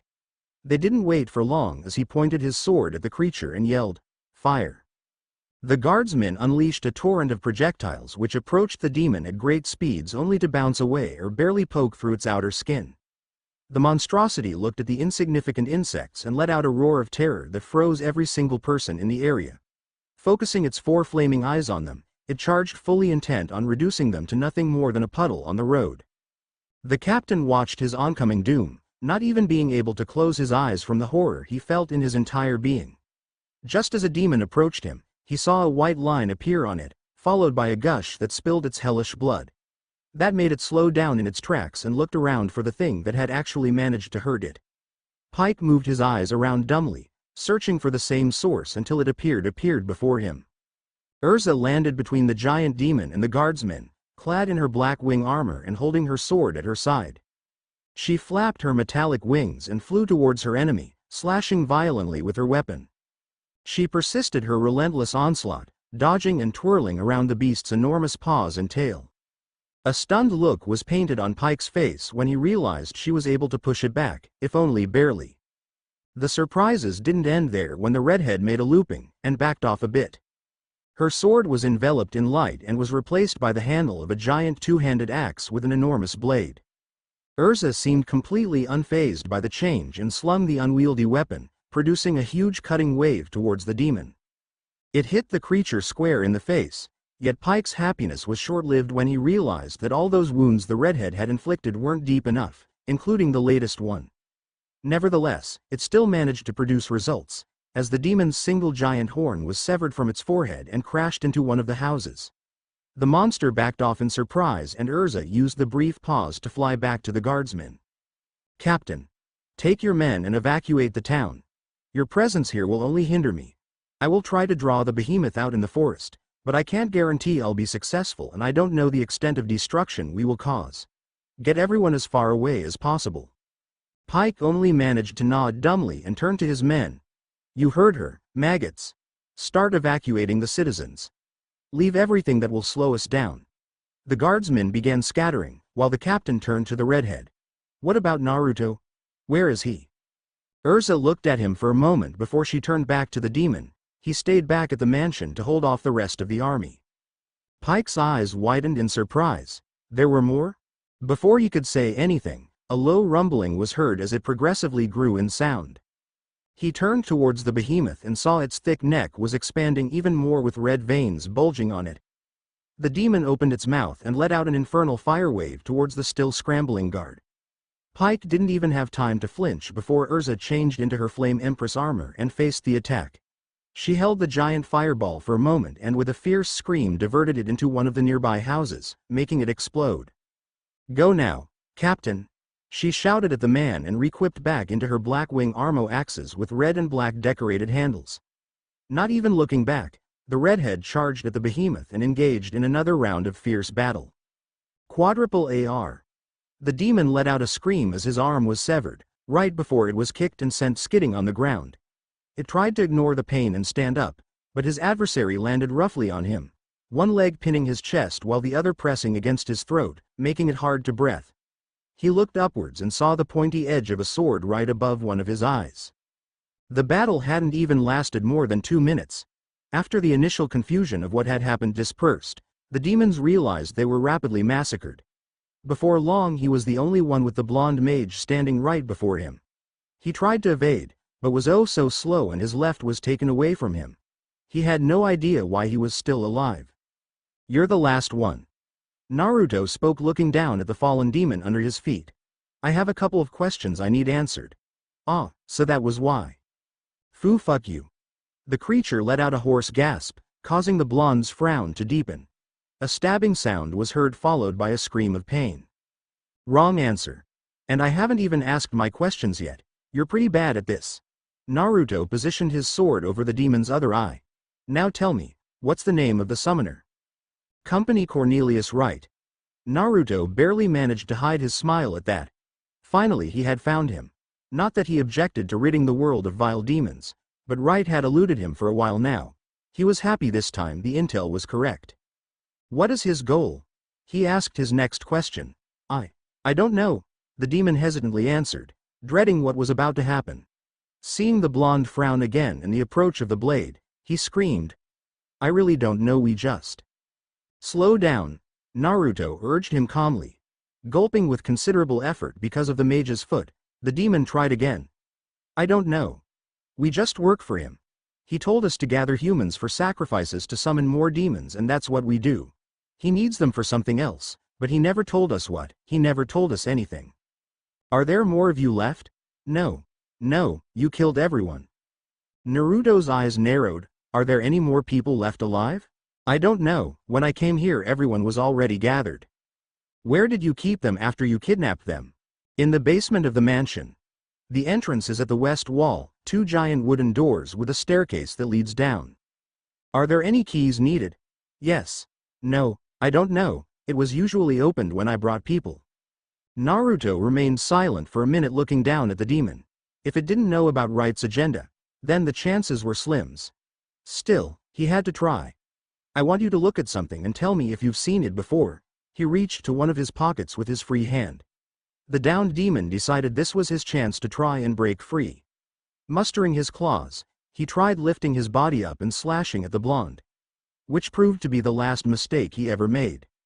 Naruto looked down at the demon and let out a sigh. Looks like he would need to search the whole mansion now. Oh well, the chances the creature knew were slim anyway. First, he had to check the basement. If there were any people left alive, he would set them free. Then what? He could tell them to head back to Nebula, but that would be a bad idea, seeing how Urza was probably facing the behemoth there. And there could be some demons left in the forest. It would be too risky to send humans back there. Gah, he would deal with it if there were any people left. Making troublesome plans was usually Shika's job. Naruto was better at improvisation. He turned around the corner of the west wall and spotted the doors to the basement. Fastening his pace, Naruto suddenly stumbled and fell on his knees. He was briefly confused what was going on when he realized how drained he actually was. That thing Right had used against him hurt him pretty badly and sapped a lot of his power. He had put up a front before Urza, but the battle against the demons had exhausted him even more.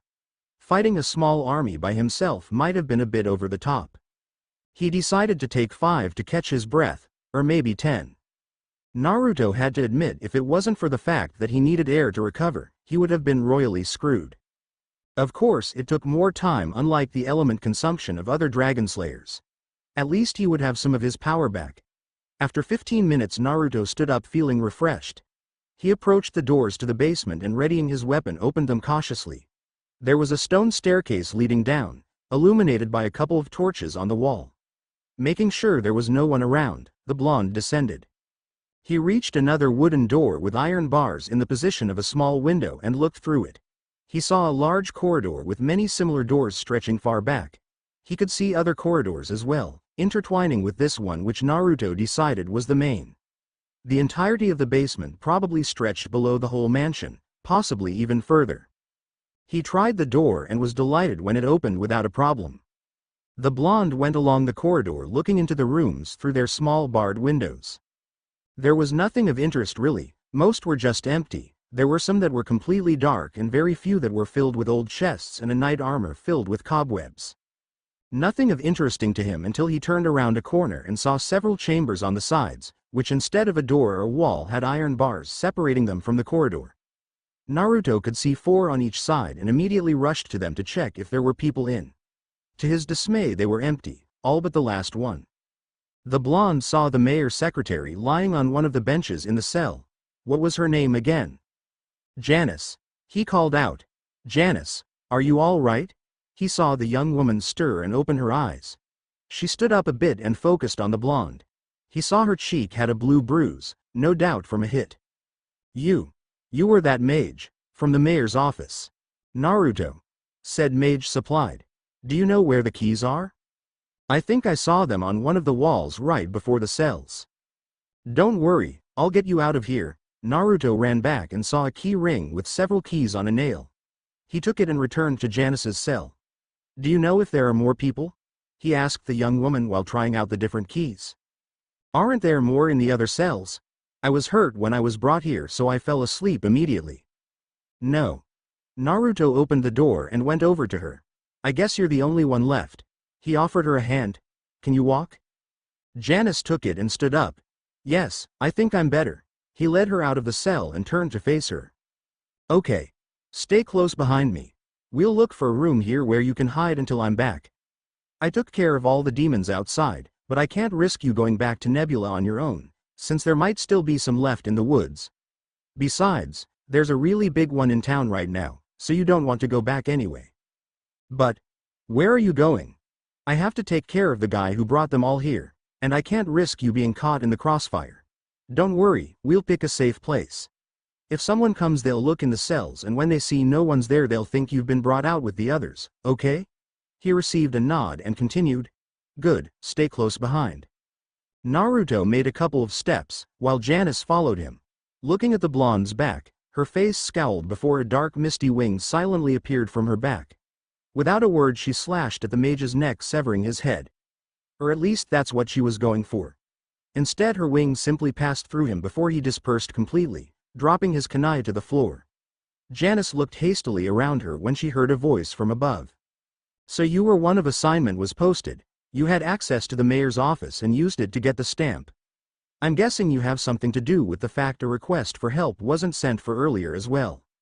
The imposter secretary looked up to see Naruto standing on the ceiling and looking down straight at her. She briefly wondered how he was able to do that when she saw white glowing runes on his sandals. Just a suggestion, nothing more, Lilith said, letting go of her transformation spell and returning back to her original self. A very compelling suggestion. What gave me away? Naruto lifted his brows at her. Come on, really? You were the only one of their prisoners left unharmed while everyone else was sacrificed. Don't you think that warrants some suspicion? It does. However, your gender is usually so eager to save the damsel in distress and be the dashing hero that such details elude them. That's true. Only if the damsel is incredibly hot though. Lilith frowned at the implied insult while Naruto just continued with a content smirk. So why bring us here? Why ask for mages when they can ruin whatever it is you're doing here? As sacrifices. After you were killed, Wright would have used your magical power for his schemes. But, how? We'd be dead, Naruto asked surprised. Hey, Lilith smirked. A person's soul remains in his body for a brief period of time after dead, and the magic is tied to it as well until it is released into the world. Why even bother keeping prisoners then? Wouldn't it be easier to just kill them? What is this? 20 questions. Lilith said annoyed. The demoness opened her third eye and flapped her enormous wings creating a whirlwind and sending it at the blonde. Naruto's jaw fell slightly in surprise. No way, this couldn't be happening. Lilith looked at her spell engulfing the mage, no doubt ripping him to shreds. She was a bit disappointed. If he did manage to kill all the demons outside then he should have put more of a fight. I can't believe it. Naruto's voice snapped her of her inner musings and made her scowl. My luck is scary good sometimes. You're an air demoness. Lilith could now see Naruto's body was completely unharmed and to her shock he was picking the whirlwind itself and devouring it, as if it was some sort of meal. It does taste a bit wicked, but your wind is really powerful. Wah! What are you? She screamed, too shocked to maintain her composure. Naruto finished eating the last of her spell and grinned widely. The Sky Dragon Slayer, Naruto Marvel. He jumped down casting Sky Dragon's claws over both his hands and feet. Lilith let out an angry snarl and sent a shredding wind wave at him only to see the young mage not only stop it with his bare hands, but also pick it up and place it in his mouth. Her magic seemed to be useless against him. She jumped to her right, dodging his landing form and slashed with her wing. To her shock he simply grabbed it and twisted, throwing her into the nearest wall. Lilith let out a scream from the force of the impact. She had little time for that as she dodged Naruto's following slash and made one of her own. A normal manicure with such a length would have simply snapped, yet her fingernails were demonic nails which were much harder than normal ones. She aimed for the blonde's eyes who narrowly dodged them backwards only receiving minor SCS on his cheek. He used his momentum and continued falling down into a back flip with his leg claws tearing through Lilith's torso. The demoness let out a scream of pain and flapped her wings, trying to fly away. Even if the basement roof was pretty high, she was still confined here and without the use of her magic she was losing pretty badly. The blonde mage also had an advantage in hand-to-hand combat so her best bet for now was to flee. The surprises hadn't ended though. When Naruto finished his back flip he immediately rushed towards the demoness. He jumped in the air and instead of falling he continued leaping, as if there was an invisible floor. He grabbed one of her legs and pulled her down, slashing at the same time with his other hand. Lilith let out another painful scream when his claws tore through her dress and skin, before she was sent flying to the ground by an axe kick. She watched Naruto disappear in an orange flash and heard him behind her. Sky Dragon's spiraling orb. Naruto slammed his spell into Lilith's side which nailed her into the nearest wall. After screaming from the intense pain, the demoness simply slumped on the floor. It was over. The young mage picked his weapon from the ground and went over to his opponent. She looked at him weakly. Why, you could have teleported from the start and ended it then. Why didn't you? The previous battle left me pretty exhausted so I was hoping you'd use more air magic that I could eat. After hearing this, Lilith turned her eyes to the ground and clenched her teeth. Was she really this outmatched? It was true. The blonde had a clear advantage as far as magic went. But she was still one of the higher demonesses, a member of the nobility at that. Or was it the fact that deep down she didn't want to win and took this opportunity for death? She looked up at the young mage. This is the end then. Finish it, human. Naruto frowned at her words. Aren't you a little too eager to die? You have thoroughly defeated me and had dominated the fight. Death is the only outcome for me after such a shameful defeat. Yeah, what are you, a samurai warrior? Since when did demons care about such things as pride and honor? Don't think you know anything about us, human. Lilith spat and to her surprise found the young mage kneeling right next to her, practically in her face. That's the thing, I thought I knew of demons, but this job. Nothing makes sense. First one of your kind thanked me after I killed him at the lake. Then you yourself are asking for it. And the children, Jiraiya's story was really confusing. Instead of being slaughtered on the spot or beaten or had anything harmful done to them, they were treated nicely. He also had the suspicion that other demonists knew of his presence. Lilith remained silent for a bit before she spoke, looking away. Akasha sensed him even before she revealed herself. She saw the metal plate on his back and recognized your guild. So, she lead him. Why, she wanted us to save the townspeople. Don't be foolish, human. Lilith's head snapped back to him. My sister cares not for your kind and neither do I. Then why show us your base? Why risk your plans? Enough talking. Lilith looked away once more. Just kill me already and be gone. Naruto kept silent for a bit, studying the demoness features before speaking again. You know, I've thought about it a lot last night. I just couldn't fall asleep. My mind would always wander back to that demon, the gratitude in his voice, in his relieved eyes. I told myself it was a trick of some sort, to mess with my mind, to shake me when I faced others of his kind. But what if it wasn't? Then, what position do you have to be in where death would be better? He asked almost rhetorically, still looking at her face. One thing that came to mind is if your freedom was taken away, when you had no choice over your actions, where death would be a release from such a fate. He saw her face tighten a bit and the demoness doing her best to turn her head even more away from him. That's it, isn't it? Brief silence fell in the basement. Lilith still refused to look anyway near the blonde or give any sort of indication she was going to talk. Naruto frowned slightly at her actions. He wasn't the patient type and he needed answers. At the same time, threats wouldn't really work on someone resolved on dying. Sure, he could torture her, but he felt unwilling to do something like that right now. Sheikah's words came to his mind, before trying to solve a puzzle. You must always make sure you have all the pieces first. Even Naruto remembered something after it was repeated to him 100 times. Now what? He thought about it for a bit more and a mischievous smile appeared on his face. All right then. See talk, you leave me no choice. Naruto's hand began to glow and he moved it over the demon lady's chest. Lilith closed her eyes and her final regrets went to her family for leaving them. She tensed, awaiting her no doubt imminent death. Instead, she started feeling better. Snapping her eyes open, she looked down and saw the young mage going over the wounds he himself inflicted, healing them. What are you doing? She tried pushing his hand only to be held down by his other one. Simple really. Since you refuse to talk with me, I'm going to do the opposite of what you want. Lilith was left speechless briefly before her face turned into a fierce scowl. You obnoxious brat, I'll kill you. The blonde just gave her a wide grin. Thanks, I always try my best to annoy people, but I rarely receive proper recognition for my attempts. He finished, standing up. There we go, good as new. Well, I didn't heal you completely, because I had to save some of my power for when I face right. But I am happy to say your life is out of any imminent danger.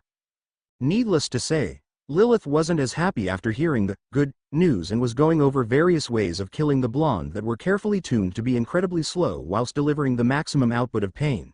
She realized there was no way she could succeed, yet fantasizing about it made her feel better. Naruto in the meantime was walking away with a merry pace which he knew would only further annoy the demoness. He let out a smile when he heard her voice but quickly did his best to hide it. Wait. I'll tell you only if you promise to finish me off afterwards. I don't think you're in any position to make requests. Naruto noted innocently as he turned back and approached her. I'll leave it to your human conscience then, she said, snorting under her breath, "I can't believe I'm doing this." When Naruto was close enough, he sat on the floor in front of her, giving an indication she had his attention. Taking a deep breath, Lilith asked the blonde, "How do you think demonic summoning usually works?" Naruto took a thoughtful expression before answering, "Well, I'm guessing it involves some sort of ritual and the caster giving off some of his magical power to bring a demon that would do his bidding." True, that's what usually happens, although there is a twist. In truth, the demon doesn't do all of the caster's bidding. A form of contract is formed between them and the demon is free to go when the terms are completed. I also want to note that there are many types of demons and not all of them answer a summon or make a contract.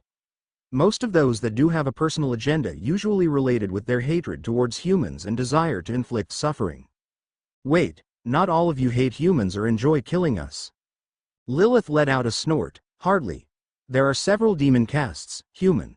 Most of us go about our own business in our own realm and never even set foot outside of it. We consider ourselves far too superior compared to the likes of your kind or any of the other lesser races. Why would we care about a bunch of insignificant beings? Of course, this view isn't shared by all of us. There are some castes that relish in inflicting pain and suffering. Most of the demons you have faced in this world are probably from those castes, which brings the misconception that all of the demonic kind are evil and desire nothing more than spilling blood, like some common barbarians. Oh, and there's one caste that is actually fascinated by human nature and chooses to live among you, to study you and even interact with you. Needless to say, they aren't very popular or numerous and are even hunted by the brutes. Naruto decided she was referring to the evil castes with brutes. As far as demons of the neutral castes go on this world, they prefer to live in isolation, away from human settlements and detached from our realm. Here Naruto interrupted her impatiently. Okay, but how does that relate to your current situation? I'm getting there, human. Take care not to interrupt me. Lilith reprimanded the blonde, irritation clear in her voice. Naruto just smiled sheepishly and mouthed a quiet, "Sorry. Remember when I told you about the contract between the summoner and the summonee?" Not even waiting for a response, the demoness continued, "Right, and Sleek found a way to circumvent that. They have devised a potion, a spell that goes directly into our nervous system and makes us obey their commands. What is worse, they were able to expand the summoning to neutral castes and extend their control over them, my family included." Lilith looked to the floor at this point. Naruto on the other hand was looking at her with slightly narrowed eyes. Okay, here story made sense, but neutral demons and even good demons? From all of the ones he had faced so far, he had never encountered a thing like that. They all seemed too eager to fight or kill him. Then again, he hadn't had the opportunity to observe them outside of a battle. This only posed more questions. What about the rest of your family? Where are they? You should know, human, your guild is responsible for the death of many of my children. Naruto was taken by surprise by that but quickly recovered. Yeah, well, none of your kind I faced so far had any inhibitions about killing me or my family. So don't expect an apology or anything like that. It was either kill you or face the wrath of those bastards. The quick death you probably granted them is still better than what they did to the rest of my kin. Experimentation, trials, torture. I've lost so many children. I only have a daughter and a son left, along with my mutilated mate.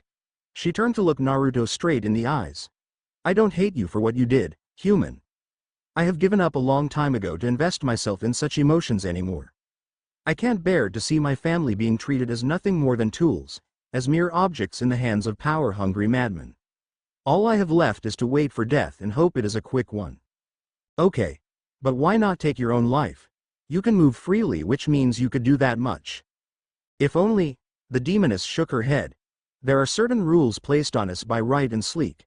We must obey them. We can't attack them. We can't attack each other and we can't take our own lives. You mentioned this Sleek before. Who is he? Peter Sleek, a very powerful necromancer. He and Right are partners. A partner? Naruto never heard of this guy or something like that before. Were those two responsible for the increase of demon activity in Fury? Or maybe it wasn't only in Fury, they could very well operate throughout the continent. What was their goal? The blonde suddenly realized he was the target of a very intense stare. He met the demoness gaze and immediately saw the expectation in it. She had answered his questions and now he was supposed to kill her, to end her existence and help her escape any further suffering. Naruto saw it all in her eyes. Normally he would grant it without a thought, but he never expected things to be so big. Damn it, he hated situations like these.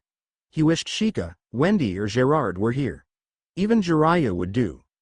They would have let him decide in the end as usual, but their thoughts and advice would have really helped him.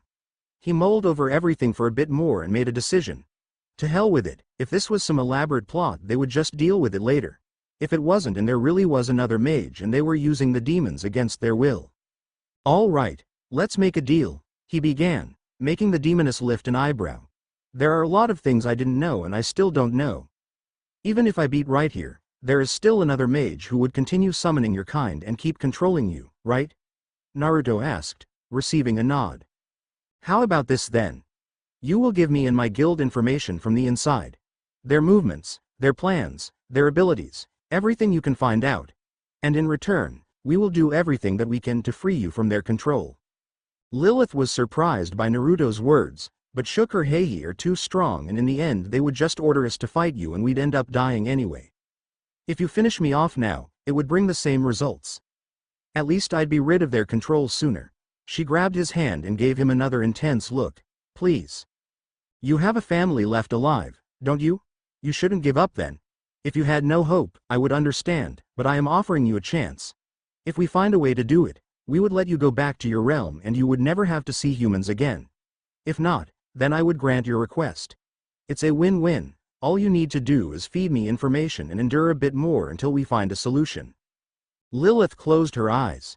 It sounded oh so tempting. She really wanted to believe it, but a part of her was screaming at her, calling the young mage a liar, that his only desire was to use her like those other bastards, that he would throw her away and leave her to suffer once he got what he needed. But it was too late, he had already planted the seed of hope in her. That hated emotion grew inside her being, whispering treacherous words that maybe he would help her. Maybe she would be free. The inner turmoil brought tears to her eyes and she clenched her teeth violently. She wanted to scream her frustration, to hit her torment away. What did she really have to lose anymore? She felt a hand being placed on her shoulder and opened her eyes to face the blonde. I promise you, we'll hold our end of the deal. And I never go back on my word. That was it. The final nail in the coffin. Damn it, why did she let him play her like that?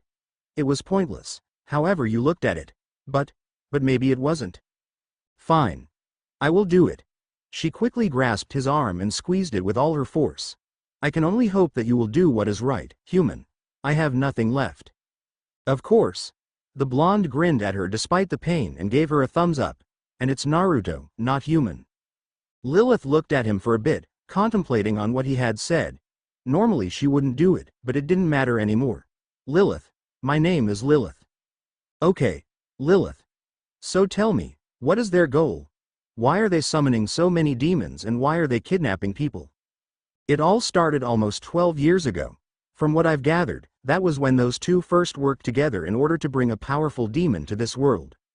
Their goal was to subdue him and absorb his power, claiming it as their own. There were 5 of them, although I don't know what happened to the other 3. What I have learned is they succeeded in the summon but failed in the submission. The demon they brought proved to be too powerful for them and they were almost killed. It was the 9-tailed demon fox. Urza flew under another swipe from the giant demon. They had been fighting for a while now, causing destruction in their path. At least she had managed to bring it to the outskirts of the town. The price for that had been high since now the entire northern district was demolished.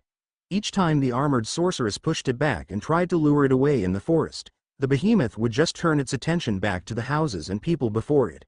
Only after she managed to cut one of its tusks and take one of its eyes did she garner enough attention for it to actually pursue her.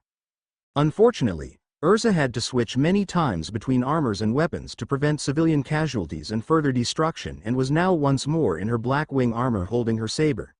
That had drained quite a lot of her power, but hopefully from now on she wouldn't have to worry about other people. Even better, she would be able to go all out. Just one more attack to convince it she was the most pressing target and she would fly in the woods. Black wing. Moon glimpse. She turned around and produced 2 consecutive cutting waves with her weapon in the form of a cross. To her pleasure her spell hit the behemoth right where she intended, in his remaining right eye. Now the demon was further blinded and only had his left pair to rely on. It let out a road filled with pain and fury and grabbed its wounded side. It turned towards the redhead and let out another giant fireball. With the forest behind her, Urza didn't need to worry about any people getting hurt. She simply moved out of the way and entered the woods herself. The fireball incinerated a huge portion of the trees in a straight line. The redhead looked back and to her pleasure noticed the behemoth was following her this time, experiencing difficulties in navigating around the flora. It couldn't fly because it would break its large wings in the trees, so it was forced to follow her on the ground by foot. Still, Urza made sure she remained just out of reach, otherwise if she disappeared completely, the demon might decide to go back to Nebula. Urza. She heard a call and turned to her right to see Sheikah and Jiraiya fly beside her. "What are you Kates doing here? I told you to rest and keep away." After they had flown with great speed back to the town, the two Exceed had collapsed from exhaustion. She had given them to some citizen and had rushed to save the captain and his men. Kate shelter members fight together with their partners. Right now you're out teammate, so we won't leave you. It's too dangerous to stay here. Urza shouted as she ducked under a branch. She heard another roar of fury from behind which brought a smile to her face. Apparently the demon had trouble seeing things on his right side. "We are too fast for him to hit us," Jiraiya boasted. "Besides, we might help you with a plan," Sheikah offered. "I already have one prepared." I noticed the orb of light in his throat would pulse and emanate even more light each time it would breath fire. The barbed wire-looking lines would pulse in sync, which makes me think the orb is its heart and those lines are its veins and arteries. "When we get a bit further, I will aim for that," Urza explained. "I had thought of the same thing actually." Sheikah paused for a moment. "But there might be a problem with that. A while back, me and Naruto faced a demon that had a similar orb in its chest. Back then Naruto aimed for it as well and he managed to destroy it, but there was a huge explosion afterwards that caught us by surprise. We barely managed to escape the wave. This demon's orb is bigger." Urza licked her lips nervously. "So it's probably going to result in a bigger explosion, right? Then I have to make sure we're quite far from town when I destroy it. Escaping it might be a bigger problem though. We can help you there. There was a small interval between the destruction and the explosion last time. I think we'd be able to fly away with our top speed if we get you then," Sheikah suggested. Urza thought about it for a moment.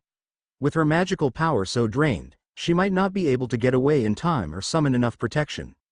Their plan on the other hand sounded good. "All right, make sure you keep your distance while I'm fighting it. Once it's over, I'll be relying on you." "Right." The two Exceed responded and the trio kept flying through the woods, with the behemoth hot on their tails. "What?" Naruto's sudden interruption startled Lilith, making her jump away from the blonde, who had in turn jumped on all fours and moved even closer.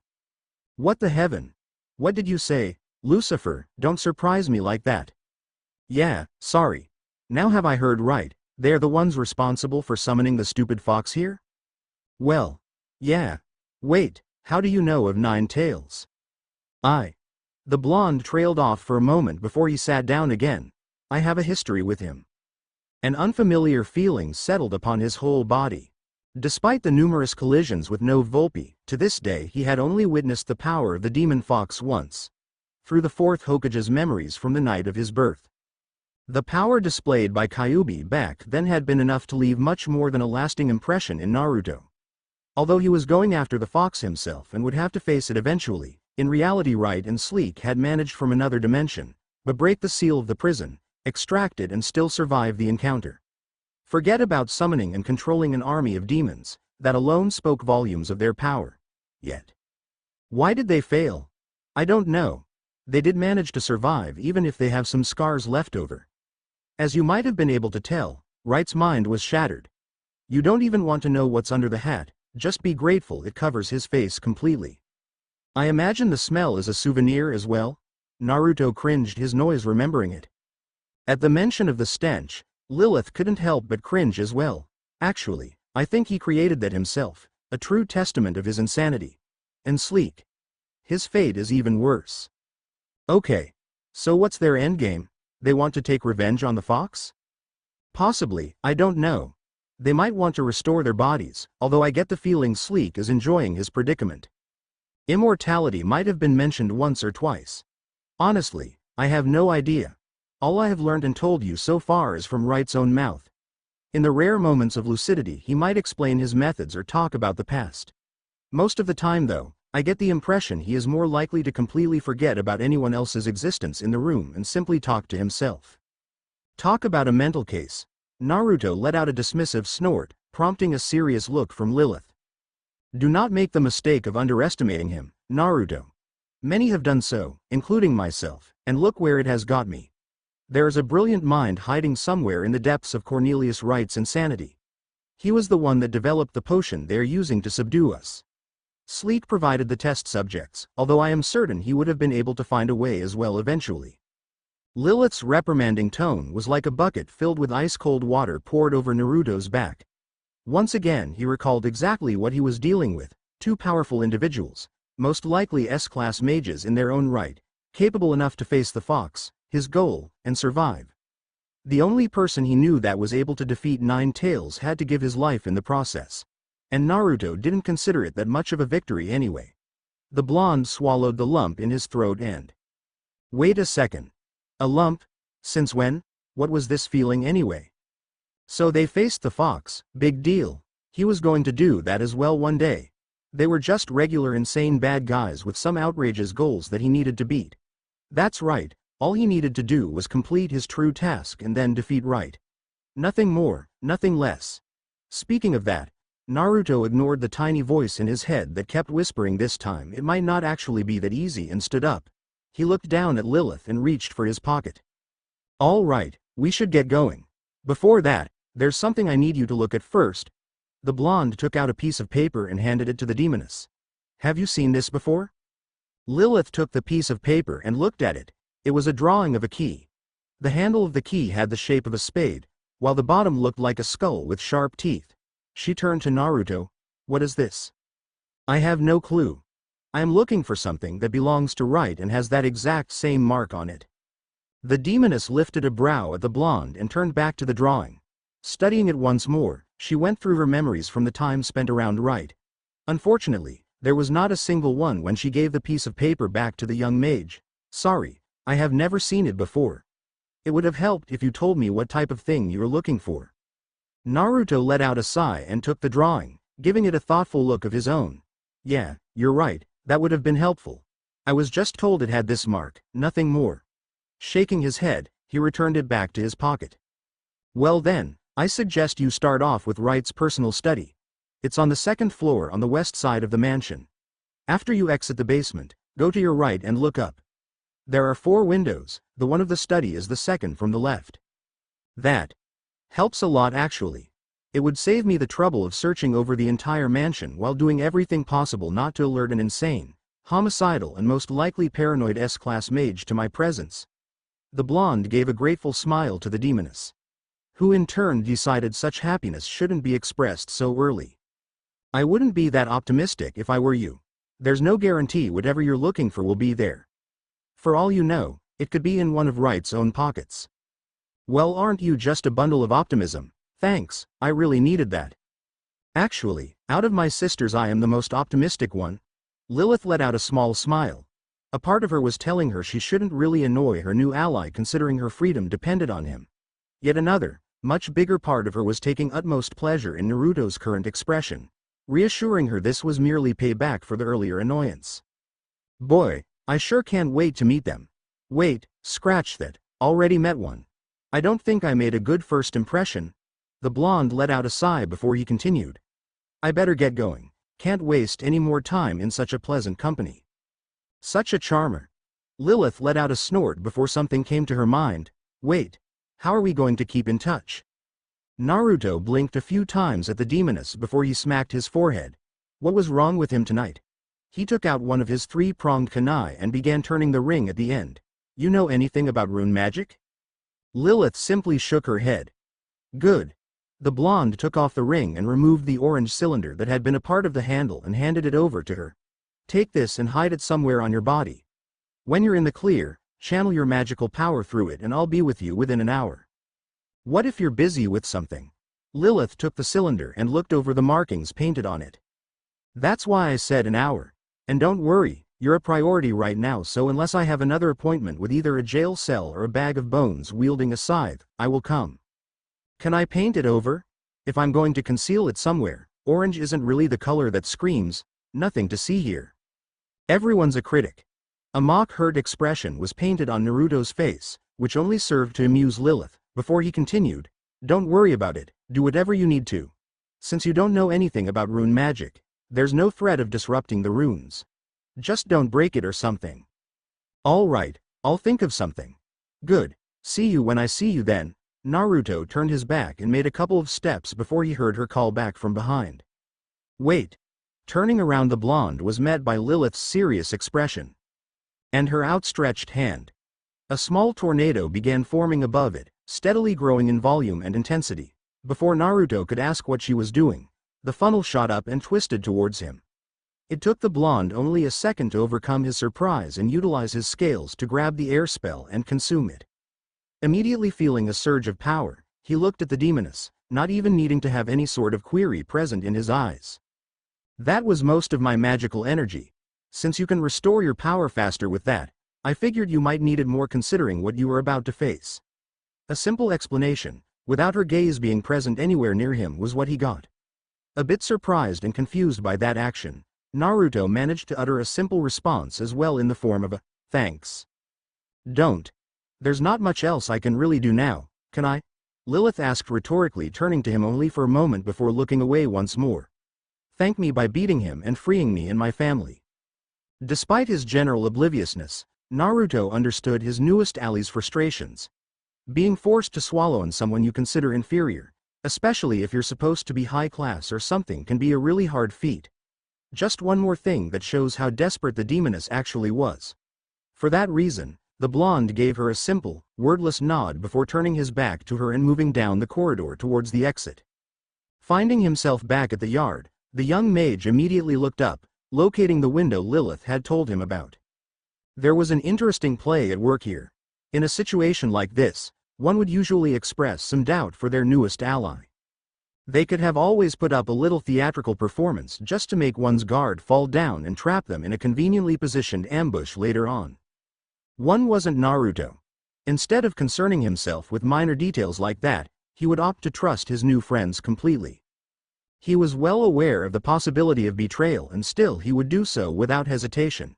If he did end up getting trapped in a performance deserving of Fiore's Theater Academy Awards, then he would find a way to deal with that.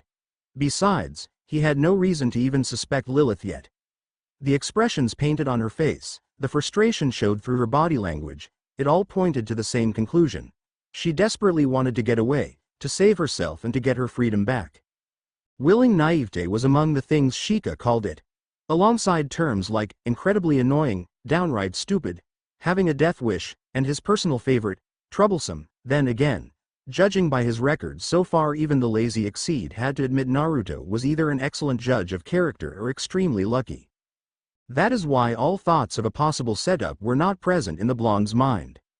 He would still take some level of precaution against things like a security spell system, an anti-break-in ward, or even a pool filled with acid and inhabited by a swarm of acid sharks. 1. He would never consider the possibility of the room sealing itself off completely the moment an intruder came in. Or the possibility of a poisonous gas being filled in said room, making it completely uninhabitable. And he would be right. Spectral winds that veil the heavens. Sky resonance. Naruto immediately felt the spell taking effect. After a brief moment he checked his whole body and made sure he was completely invisible. Resonance was a spell developed after Mistgun's own mist form, with the help of the Daedalus Prince himself. Despite not having any magical power of his own, he still possessed vast knowledge of the arts, enough to make him a fierce adversary. As for the spell itself, it was potent enough to deceive all but the most perceptive of mages. It also happened to be Jiraiya's most desired spell, the reason being it would make his information gathering much easier. When it came to job-related and non-related things, of course. With a simple jump, Naruto placed his feet on the wall and began climbing towards the window. There was not even a sliver of light present in the room, which was a surprisingly good thing. It meant most likely no one was in it, so the blonde could continue with the stealthy movement. Not finding any conveniently placed cracks through which he could seep into the room, he opted to put a kunai between the two frames and remove the simple lock. Luckily for him, people did not think tougher security would be needed when they had a whole army of demons guarding the mansion. With the opening of the window, Naruto also opened a metaphorical door to traces of the horrid stench that usually surrounded Right, coupled with the distinct smell of old, dusty paper. Judging by the powerful presence of the odor, the insane demon summoner liked spending quite a lot of time in this particular room. Smell or not, the blonde did not have much of a choice, and after taking a last breath of fresh air entered the study. Whilst the idea of leaving the window open was oh so tempting, the last thing he needed right now was for Right to enter the room and become paranoid. The young mage took out a small lacrima crystal from his pocket and placed it on his forehead protector. After channeling some of his power into it, he had to suppress a chuckle as he imagined the picture of a floating light with no apparent source and the various expressions most people would make after seeing it. His sense of humor quickly diminished after he saw the state of the room. It was a complete mess. There were papers and books scattered all around the floor. The top of the desk looked like a self-sustaining chaotic ecosystem, and things like boxes and bottles were simply thrown around the various shelves. Even though he was a bit, too, of a messy person himself, this far surpassed what he had ever done, which was an achievement in its own right. And the worst part was now he had to sort out through the chaos without even having had the pleasure of creating it himself. Naruto went to the middle of the room and began scanning it, slowly turning his body around and looking for anything that would catch his eye. From time to time he would either bend down to the floor or rush to one of the bookcases, let out a disappointed sigh and return back to the middle. He had almost given up and considered starting with the desk when he noticed a bunch of leather cylinders on one of the many shelves. Going closer to them, he guessed they most likely contained maps or some sort of drawings. What had caught his attention actually was a black smaller one with some sort of red lines. Taking it into his hand, he immediately noticed it had a cold feel to it, as if he was touching marble rather than leather. The red lines looked more like vines stretching along the surface, and he wasn't sure if it was because of the air or the fact he might have been a little tired, but it seemed like they were moving under the soft light coming from the crystal that was utterly consumed by the obsidian surface. The blonde followed them with a finger, feeling a slight tingly sensation, until they concentrated in the middle, around the drawing of a key with a handle in the shape of a spade and the bottom looking like a skull with sharp teeth. Doing his best to suppress the yell of victory, the young mage still shot out his arms in furor. Bringing the object back down, he gave it a closer inspection, double-checking the symbol and noticing there was no actual lid, as if it was completely sealed off. Well, that wasn't his problem really. His task had been to find the blasted thing. All those months spent tracking Right had finally come to fruition, with the added bonus of ruining the demon summoner's plans in the process. Now all he needed to do was confront the insane mage and finish that part of the task. Right. Pocketing the cylinder and making sure it was secured properly, Naruto cut the power to the crystal and took it away as well. Taking a couple of minutes to properly adjust his sight to the darkness, he went to the door and grabbed the handle. After taking another deep breath, the blonde began opening the door slowly. He noticed a dim light coming from the hallway, a product from a few candles in candlesticks on the wall. With the lack of presence of anyone else, he moved out of the room and closed the door silently. Preparing for the next part as much as he could, Naruto took a deep whiff. After all, his best bet of finding Right was to follow the smell, which included him not passing out or vomiting his guts out, something he managed to avoid with extreme difficulty. He did manage to discover Right was actually on the same floor. Letting his nose lead him, Naruto went up to one of the doors at the end of the hallway, right next to the staircase leading down. His blood froze though when he heard muffled voices from the inside. Not being able to actually make out any of the words being said, the blonde gulped silently, grabbed the handle and with an extremely slow motion that felt like an eternity slightly opened the door. And with the addition of Scarlet and Marvel's souls, I believe we will have enough to proceed with the Naruto immediately recognized Right's voices. Peeking in the inside, he saw the back of the insane summoner, who was apparently talking to a giant lacrima crystal. That is good, yes. It is still too early to challenge the nine-tailed demon fox, no. Could that be the other one, Sleek? Especially since we can't even pinpoint its location. The blonde turned into air and seeped into the room, taking position on the ceiling. He hoped he wouldn't have needed to do this, since it took a huge amount of concentration to move slowly and carried the risk of being detected easily. He immediately looked over to Right and did his best not to sigh in relief at the fact the summoner had not caught whiff of his actions. Patience, my friend. In time, we will locate the fox and its power will be ours, yes. Now that he was in the room, he could practically see the cloud of foul smell with his nose. It was emanating from the blue-robed mage and circling him in a protective manner. Why don't we try summoning one of the other tailed demons? We could use it as bait and it would also make a nice addition to our assets. The blonde quickly devised a plan for taking down Right. He would blast the cloud away, summon winds around himself to keep it further away from counter-attacking and use the element of surprise to strike its master down. I don't believe we are ready for something like that yet, no. First, we need to test your new potion and for that we need to see exactly how much energy you've managed to gather from Nebula. For now, Naruto would just listen and be prepared to jump him in a moment's notice. He needed all the information he could get about these two after all.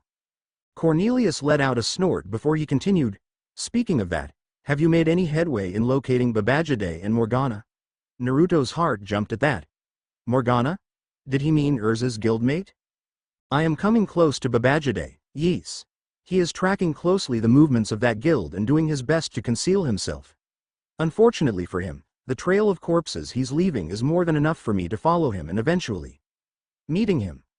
The blonde tried looking over at the person speaking from the lacrima, but all he could make out was a cloaked figure. As for Morgana, she still hasn't made anything to signify even a remote clue to her location. No. Sleek continued on. I still find it hard to believe she is a part of a goody guild like Fairy Tail. Are you even sure she is alive still? She did make an appearance once or twice, yes. And I am keeping that guild under surveillance. If she were to die it would not go past by me, no. Maybe we shouldn't keep going with only watching that guild. Maybe we should pay them a visit. I wonder if they know of her past involvement with us. It would be unwise to challenge that old fool, Makarov, no. He is still one of the 10 wizard saints, yes. Then let's send her a message. How lucky for us that Urza Scarlet is here and has provided us with means to do so too. I always enjoy that cruel side of yours, Cornelius. I cannot wait to see the fruits of your labor, yes. For a response, the blue-robed mage simply began laughing maniacally and was soon joined by Sleek as well. Naruto on the other hand concluded he really was dealing with a bunch of lunatics. Time to finish the job then. Now if you'll excuse me, Right suddenly spoke, a nosy cat seems to have managed to sneak into the mansion. Naruto's eyes widened in surprise and his nose flared as he sensed the cloud of foulness shot up towards him. Weak points. It is generally believed that any type of obstacle, be it a monster or a giant wall, has one. They vary in sizes and shapes and are usually very hard to find. For example, in the past people believed that dragons had a small spot upon their body not covered in scales, and there are legends of people slaying them with a single arrow. It is said the first dragon slayers were born that way, although nowadays they don't really need to use primitive tools like a bow and arrow, opting to simply beat the living hell out of a dragon with its own magic. Another example is the giant satellite Etherion orbiting around Earth-land. It is a well-kept secret that only a select few individuals know of, that there is an open shaft on the exterior. If an offensive spell were to enter the shaft, it would be able to reach the core of the satellite square, resulting in the explosion of the entire device. Of course, in both instances producing a shot that would be able to reach both targets would be nearly impossible without the help of some divine intervention. That was the thing about weak points. Finding them was actually the easy part. Hitting them was a whole other story. And that was the exact frustrating situation Urza found herself in. Yeah, the giant glaring orb was a pretty good clue on what the redhead should aim for. There was just the minor detail of the extremely thick skin she had to go through. As if penetrating it was not hard enough, the thing actually pulsated every time the behemoth spewed fire, as if to taunt her. The nerve. Despite her growing annoyance, Urza still managed to keep enough of her cool to realize she had to abandon using the black wing armor, which was quite unfortunate considering it was one of her best offensive armors. The fact her attacks didn't penetrate the demon's thick armor much meant she needed something much stronger.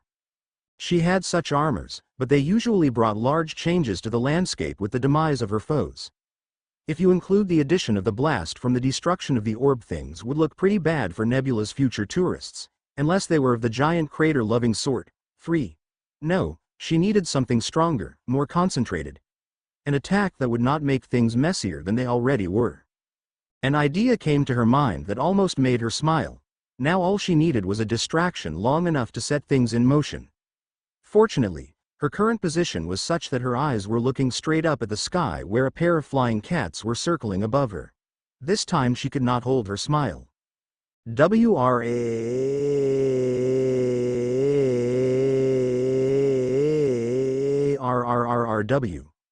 Urza found herself being rapidly covered in saliva and the behemoth's foul breath from underneath the beast's paw. Her view of the sky was suddenly covered by the demon's approaching maw. The only thing left for her to do now was free herself and approach the Exceed before she was intimately acquainted with Enomodu's internal digestive tract. Requipping two swords near her, the young sorceress took hold of them with her telekinesis and sent them into the creature's mouth, stabbing the palate with the first and jamming the second in the gums between two teeth. Her overgrown opponent actually defied the laws of physics by jumping backwards from the enormous pain and began trashing around and attempting to reach the grossly offending weapons. Actions that have conveniently freed Urza from captivity proved by the fact the redhead was now flying upwards towards the two Exceed. That must have hurt. I definitely wouldn't want to get on your bad side. Jiraiya found himself re-evaluating his decision on using the Scarlet Beauty as a template for his latest story. Then again, he settled on abandoning all reason and finding comfort in the fact she probably wouldn't do anything like that to a friend.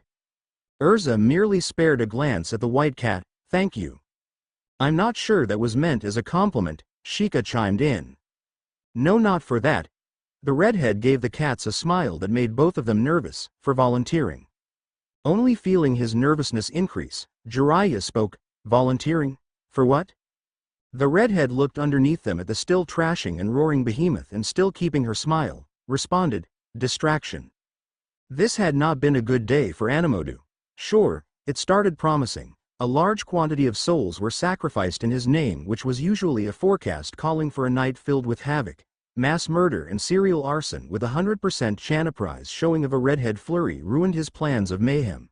But the demon had thought he would continue after it passed. Unfortunately, he hadn't been aware that the storm that was Urza Scarlet's fury did not simply pass.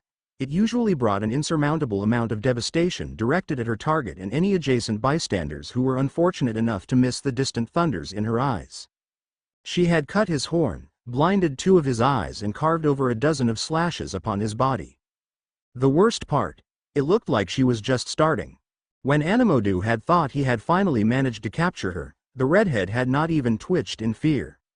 Instead, she opted for stabbing him in the most infuriating and painful of places. And now, after he managed to get rid of the offending swords, two flying cats appeared out of nowhere, as if falling from the sky. They started taunting him with his actions, flying dangerously close to his injured mouth as if challenging him to eat them and even going as far as landing on his head and stomping around it, particularly over his blinded eyes. Confused, wounded and extremely annoyed, Enomodu did the most natural thing for his situation. With a roar, he violently began trashing around, trying to hit the annoying felines and turn them into nothing more than a flattened paste below his paw. Right according to Urza's plan. The redhead regarded the whole situation, waiting for the opportune moment. Her scheme was working well so far, yet she could not dilly-dally for long. Despite Sheikah and Jiraiya's speedy annoyance, they could run out of energy at any moment and they all needed that for the escape. Right as that thought passed, the giant demon slammed his paws onto the ground in his latest attempt, making Urza spring into action. Heaven's Wheel. Blumenblatt, 4. She flew from behind the behemoth and went underneath him, striking all of his legs as she passed by them. Before the creature could even register his latest wound, nearly 30 swords appeared and pinned his paws to the ground. Enomodu let out a pain-filled scream and began making attempts to free himself, while Urza stopped and turned to face him. "Shikamaru, Jiraiya, get ready." Her scream echoed in the woods as the Heaven's Wheel armor was engulfed in light, changing into the giant's armor. Right as the evil-crushing spear appeared in her hand and Urza prepared to throw it, the Exceed wrapped their tails around her waist. The behemoth made another attempt to free his paws, which only brought him further pain. A sudden light in front of him caught his attention and the giant demon gazed right into his slayer's eyes, with the sudden realization of his utter defeat settling in. The final thing he heard was Urza's scream. The final thing he saw was the approaching spear. The final thing he felt was the piercing pain that went right through his body. The redhead watched her weapon fly away from the creature's back before the giant beast fell to the ground, dead before it even touched it. Light began leaking from the two new holes on the glowing orb and spreading around Enomodu's body. That was their cue to make themselves scarce. She felt the yanking at her waist and the pressure from the sudden acceleration from the Exceed's top speed. A blinding light lit the heavens, turning night into day before it was followed by the deafening sound of an enormous explosion. Shikamaru flew with all of his strength when everything became white. He instantly realized that they had a few seconds at most before the shockwave caught up with them. He hoped it would be enough for his plan, and there it was, the lake they had seen when they first arrived at Nebula. It was so close, yet at the same time out of reach. He felt the last of his magical energy drain away and realized they were not going to make it. Funny, while he did expect one of Naruto's adventures would be the death of him, he always believed that if he were to go it would be beside his best friend, with his final words being something along the lines of, "Told you so." Suddenly he felt an instantaneous increase in his passenger's weight. Great, now they really had no chances. Then Shika realized the blast had reached them, but something had shielded them. That realization happened while they were being propelled at top speed towards the lake. Another realization came to him that with the state they were all in, swimming might prove a bit hard. Downright impossible even. The final thing he managed to do before the trio hit the water with a resounding splash was grab a hold of the three-pronged kunai on his back. A small pile of debris shuffled before an orange-clad mage emerged from it. That last explosion had been huge. Had he not used armor in the last second, he would have been severely hurt, if not even worse. While healing his bruised left hand, Naruto had to admit, Right was quite the capable foe. The blonde had discovered that while the foul cloud could move around and attack, it was constantly linked to the insane mage and could return in a matter of seconds. What was worse, he needed to keep a constant flow of wind around him, otherwise he would run the risk of inhaling the foul stench, resulting in the sapping of his power. And despite the fact that defense worked and Naruto could even blow the cloud away with his wind, he had discovered that while the wretched thing was close to Right, it became much stronger.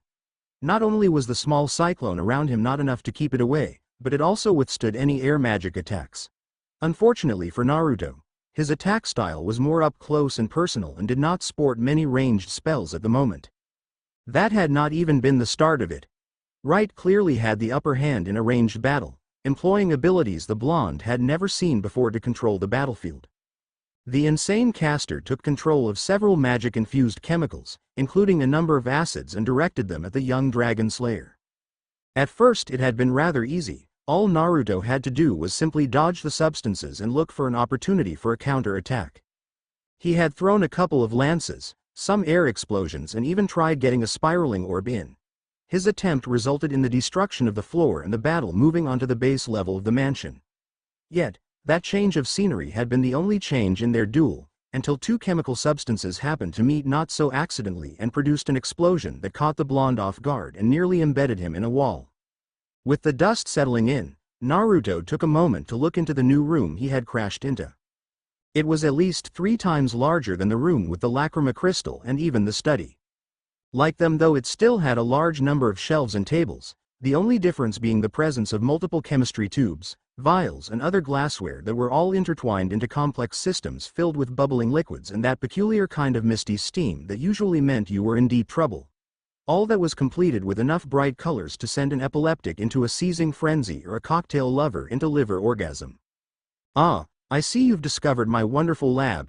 Naruto heard a voice from behind which made him jump a couple of meters away before turning to see Right entering from the hole. "Marvelous, is it not? And just in time too. I was beginning to run out of bottles with alchemical reactions."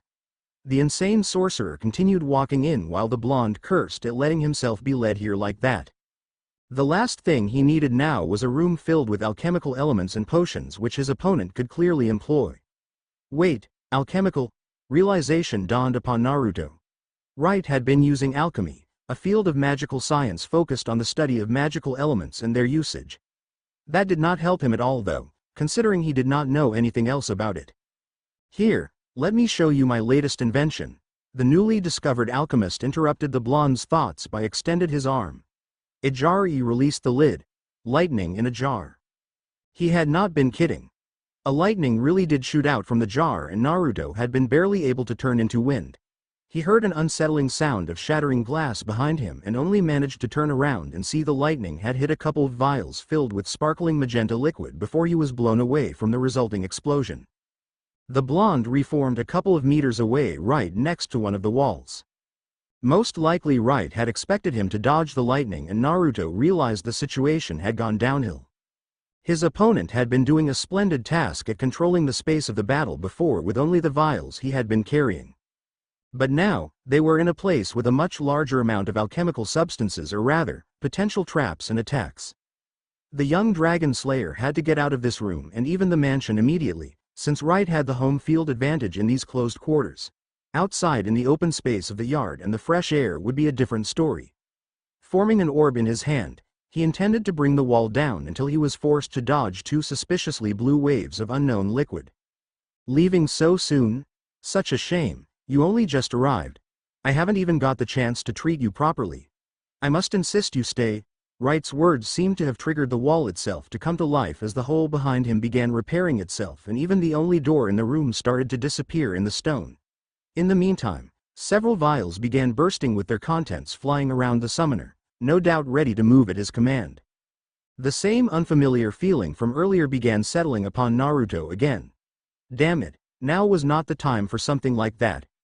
Fine, if Right would challenge him like that, then he would not run away. He quickly checked and saw he had 5 kunai left. That should be enough for what the blonde had in mind. It was time to show his adversary he was not the only one that could control the battlefield. Jumping to the right, the dragon slayer avoided another acidic liquid that began eating away the floor he had just been standing on. That had been another trap though, since 2 more waves converged on his new location from different angles. This time Naruto didn't make any attempt of dodging and instead pointed his arms at them. Sky Dragon's wings. The cyclones that shot from his palms blew the chemicals away, but did not stop only at that. The blonde began moving his arms, making his spell constantly change directions while still producing the wind, clearing the space around him by flipping 2 tables away. Not surprisingly, the glassware shattered in the air and the contents moved close to Right before they were spilled on the ground. By the time he was done, the whole room was filled with snake-like rapid-moving air funnels. Keeping them constantly up would drain his energy faster, yet it did not matter since he was betting it all on this. What is this? You think this will be enough to stop me, boy? Right directed a couple of his alchemicals at the blonde. He had taken the opportunity to position them in a surrounding pattern to make sure the dragon slayer would not have a way to escape. And if he turned into air again, there would be an explosive surprise for him. However, to the insane sorcerer's surprise, not even one of his molding spells managed to reach Naruto. In fact, they hardly even came close, instead getting caught up in the network of cyclones around the room. The young mage could not even keep his smile when he grabbed a 3-pronged kunai. His play was not a defensive one and it was time to show his opponent. After taking aim, he flicked his weapon at his intended target. Right regarded the kunai before directing one of his more potent acids on an interception course. Was that it? If direct air spells could not work, Marvel would resolve to simple projectile attacks? Cornelius felt a bit disappointed at this. His disappointment was quickly replaced with shocked surprise when the kunai got caught up into one of the cyclones and completely changed its course. And before he could even muster some sort of defense, Cornelius felt a painful stab in his leg. "You," he shouted, grabbing the handle. "You brat! I will murder you!" With a painful scream he took out the weapon and dropped it on the ground. Luckily for him he had not been hit in any major artery. Looking up at the blonde, he saw him holding 4 more kunai, 2 in each hand. Power of the stout arms that tears the heaven. Amzu! Naruto chanted, forming 4 small cyclones around his last weapons that would increase their penetrating power greatly. Opening his silted eyes he looked directly at Right before speaking. "My best friend asked me, so I'll give you a chance. Surrender now, before I turn you into a pincushion." "So sure you have won? Aren't you being a little too arrogant, boy?" For a response, Naruto simply threw the kunai in the air where they were immediately picked up by the rapid air currents. After flying around the room for a few seconds, they all converged onto Right. The blue-clad mage though slapped his hands together. In an instant, some of the alchemicals floating behind him merged before surrounding him in a protective manner, creating a wall of highly corrosive acid. Reinforced with a large amount of his magical power, Of course, not even a speck was left from the kunai before they reached him. Wright took pleasure in his opponent's shocked expression before making the liquids alchemically molded into snakes, slithering towards the blonde, attack. Surprised, Naruto could only turn into air and attempt to escape. Unfortunately for him, that triggered a reaction resulting into a fiery explosion. After the debris settled down, the Dragon Slayer was lying face first on the ground without the slightest of movement to signify he was even still alive. All of the air currents in the room ceased, showing the spell had been most likely forcefully ended. Such is the folly of the arrogant. Too confident in your win, you failed to notice my hidden spells. And now, just to make sure. Wright directed the cloud of foul smell towards the blonde. He was half hoping the Dragon Slayer was still alive, just so he could take pleasure into suffocating the life out of him. Before his pet could do that, the body of his opponent simply vanished in an orange blur. Naruto grabbed the kunai in front of Wright's feet and instantly made an upper slash. He had only 2 to 3 seconds before the cloud came back to protect its master. Plenty of time. He finished his attack before disappearing yet again. Cornelius, on the other hand, was left dealing with a number of feelings. First, was the surprise at the fact his opponent could teleport. Then there was the realization everything was a setup for this moment. The cyclones, the exaggerated, warning, attack. The reinforced, final, attack of the 4 kunai. Even the playing dead part and the halt of the air currents in the room. That was followed by the feeling of being lighter. A whole arm kind of lighter. All that was toppled by the immense amount of pain that made Wright fall to his knees and begin screaming. "It's over," he heard Naruto's voice. "Maybe you should have taken your own advice to heart. Not that I'm complaining, you fell for it perfectly." The blonde decided to keep the fact he had to endure a considerable amount of pain from that explosion himself. He sensed the impending headache from the concentration he had invested in returning to solid form and immediately casting armor in the span of a second. He frowned, trying to shoo the pain away with little to no success, as he continued, "You should surrender now before you bleed to death." "My arm. You sneaky little bastard, you cut off my arm. Or don't. I can just wait for you to pass out from blood loss and then take you in. Either way is fine with me." Wright looked directly into his opponent's eyes and caught the determined look in them. Something else caught his attention though. For the first time Saigon, he had the feeling he had seen that boy before. He could not know if it was the excruciating pain, reminiscent of the one he had experienced 12 years ago, yet those whisker marks, those blue eyes and the sun-blonde hair. All that reminded him even further of that wretched night. You are the boy. The one that had that demon sealed in him, the one we summoned." Naruto's sudden scowl was all the confirmation Wright needed. "So you survived. And you have finally come for your revenge." "Vengeance? For what? Bringing me here, freeing the fox, almost killing me? Even if I had died, it would have still been a better fate than the one I was living." "Then why?" Naruto lifted an eyebrow. "You've summoned demons all around fury, sacrificed countless people and planned on sacking an entire village. I came here to stop you because I was hired, nothing more, nothing less." That was not the exact truth, yet the blonde would prefer not to reveal it. Besides, judging by the amount of blood Wright was losing, the summoner would pass out soon. After he was caught, then would the young Dragon Slayer question him about Kyuubi. At the same time, Cornelius felt rage filling him, dulling out the pain and the numbness from his lost arm. Naruto's reason for stopping him was so infuriating, so insulting. In Wright's twisted world, vengeance would be a much better drive than justice. Justice made it sound like he was just some common criminal, like it was not personal, like it was just business. He swore he would get the blonde for that, even if it cost him his own life. Rising to his feet, Cornelius' eyes were lit aflame with ire and complete loss of sanity. "You came here," his voice was trembling with barely contained anger, yet the fact he was speaking calmly rather than shouting put Naruto on his toes. "Ruined my plans. Destroyed my lab. Wounded me severely. Humiliated me. And you have the audacity to tell me it was for something simple like a job, despite the fact I ripped you apart and almost killed you 12 years ago?"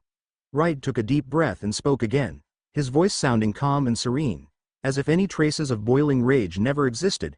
"I see what my mistake had been. It was, almost, I will correct that mistake at once." All the remaining vials in the room burst at once and the chemicals they held merged with the remains of what was floating behind Wright's back. Cornelius hated the fact he needed to resolve to this, Yet there was no choice. Despite his incredible stupidity and nosiness, the Sky Dragon Slayer proved to be a formidable opponent. He grabbed a hold of a small vial in one of his many pockets, before looking at the adversary that had bested him one final time. This is not over. It took Naruto only a moment to realize what was about to happen. He should have incapacitated right sooner, rather than wait for him to pass out. He had been hoping the insane sorcerer would reveal something on his own volition and spare him the work of having to get it out of him later. Fortunately, a moment was all he needed.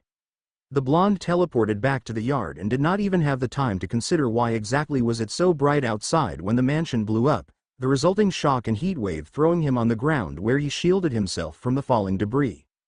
Rolling to his sides, Naruto stood up slightly and regarded the mansion. Or what was left of it. Great, now he had to search for right, and that was in case the sorcerer survived. He stood up and was about to jump in when he was suddenly ran over by a full-blown headache with the force of a train. At that moment, a number of body parts decided they did not want to be left behind and informed the blonde of their various states, in a most painful manner. Naruto realized there might even be a small fire brewing on his back as well, which meant he needed to find water fast. In conclusion, something, or rather his body, told him it might not be such a good idea to go look for right at the present time, and considering the way the battle had gone, his mind seemed inclined to agree. For now his plan was to get back to town, or at least what was left of it, find a quiet place and peacefully die for the next 2 or 3 days. At least until he sensed Shika calling. Drowning definitely was not Shikamaru's idea of a peaceful death. In fact, it went under the category of slow and painful in the Exceed's book. With the final vestiges of his breath leaving him, he looked at the approaching abyss of the lake's bottom. Near him Jiraiya was not faring well either, and he had only caught glimpse of the sinking redhead when they first got in the lake. In retrospect, perhaps he should have factored in Urza's heavy armor when he had come up with this particular plan. Then again, he had expected she would have enough power to switch to something else, a bit lighter preferably. All those thoughts disappeared the moment he felt the pain from being yanked by the tail. He would have expressed some sort of protest towards the offender in the form of violent scratching and obscene screams, yet the lack of air and the presence of surrounding water made that a tad too impossible. At least until he rediscovered his ability to breath again, which he employed immediately with newfound vigor. Well, that certainly got rid of the fire. I knew I can always count on you for such things, Shika. Naruto's voice brought comfort in the Exceed's body. Or maybe it was the air. Probably the air. Shikamaru loved air. Mind telling me why you and Jiraiya decided it was a good idea to go for a late-night stroll in a freezing lake and subsequently forget how to swim? The white Exceed present in Naruto's other hand was content to just coughing for now, so it fell to Shika to explain the situation. Urza is still at the bottom. Brilliant. The blonde groaned before he pointed the cats at the shore and sent them flying with a lesser version of Sky Dragon's wings. Ignoring the protests from his companions, he dove once more into the lake, fishing a lacrima crystal from his pocket and making it glow immediately. He found the redhead shortly afterwards at the bottom, clad in an armor he had not seen so far. Unfortunately, there was not much time to enjoy the sights considering the situation. Precisely why all of Naruto's thoughts on the new outfit revolved around how heavy it was. With the added obstruction of the water, he was only able to lift it a little before he realized it was a wasted effort. What could he do then? Perhaps using his Sky Dragon's breath to propel them to the surface and hope it would work? Or maybe. The blonde almost hit himself when he realized he was overlooking the simplest of things. Gripping Urza tightly, he opted for teleporting out of the lake and nearly landing over Shikamaru and Jiraiya, who were groaning at the shore. He laid Urza to the ground and immediately found out she was not breathing. She still had pulse though, which was really fortunate considering he would not have been able to perform CPR over this particular armor. Now he just needed to fix the other problem or face the irony of someone dying from lack of air in the presence of a Sky Dragon Slayer. Tilting her head back, the blonde blew a couple of times in Urza's mouth until he felt her coughing up the water and taking a deep breath. Hey, welcome back. The blonde spoke as he leaned backwards. Word of advice, next time you go for a swim, maybe pick a different attire. I find bathing suits to be a good choice this season and much lighter than a full suit of armor. Funny. Urza's remark was the only remotely dry thing coming from her body. She made an attempt to lift herself up before her body decided to voice its protest. Being propelled into a lake from several meters in the air usually resulted in a number of painful bruises and fractures. Some might argue a suit of armor could lessen the impact, which sadly for them pointed out their idiocy. Because of that, the redhead decided listening to her battered physiology might not be a bad idea every once in a while, and that her efforts should be better spent aiding on the ground seemed like a good choice. She turned her head towards the blonde who was now lying beside her. "Thank you." Naruto simply waved his hand dismissively before he spoke. "So I take it you took care of the behemoth?" "Do you even need to ask?" "Of course, it was no problem at all," Jiraiya responded. "Well, considering you were with them." Naruto left the sentence unfinished, prompting a dejected, "Hey," from the White Exceed. Urza stifled a chuckle and explained, "Part of the town was destroyed and I think a large chunk of the forest might be replaced with a crater. Just means Nebula will have a new tourist attraction." Shika crawled on top of Naruto, hoping to steal some of the blonde's body heat. Jiraiya had a similar idea with Urza, but a look from the redhead told him he should not push his luck too much. "What about the demons and the summoner?" "I took care of all the demons, but Wright managed to escape." "Wright?" Urza lifted a brow. "Cornelius Wright. He's a very powerful dark mage and apparently summoner," Naruto explained. "Sorry everyone, because I let him get away, we failed the assignment." Brief silence fell before the redhead spoke again. "Not really.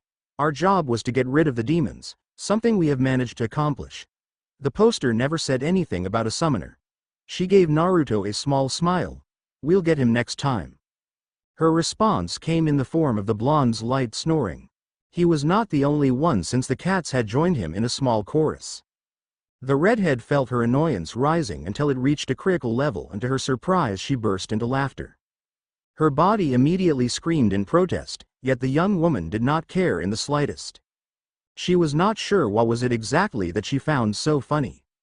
Maybe it was the fact the blonde could not remain quiet even in his sleep, or the fact he felt guilty and apologized for failing while at the same time he did not seem to lose much sleep over it. What kind of battle must have been fought to make the normally energetic Naruto tired enough to shut down in the middle of a conversation, with her of all people? And in the end, he had still managed to come to their aid and save them from the depths of the lake. Light wrapped around Urza, changing her armor into a set of dry warm clothes. She even brought out a large enough blanket to cover herself and the Kates. The redhead chuckled lightly, once more ignoring the pain from her battered ribs, before she let the exhaustion settle over her entire body and finally joined the trio in dreamland. It was unlike her, but she would forgive Naruto's lack of manners just this one time. The end. Now WW will see you in the next video.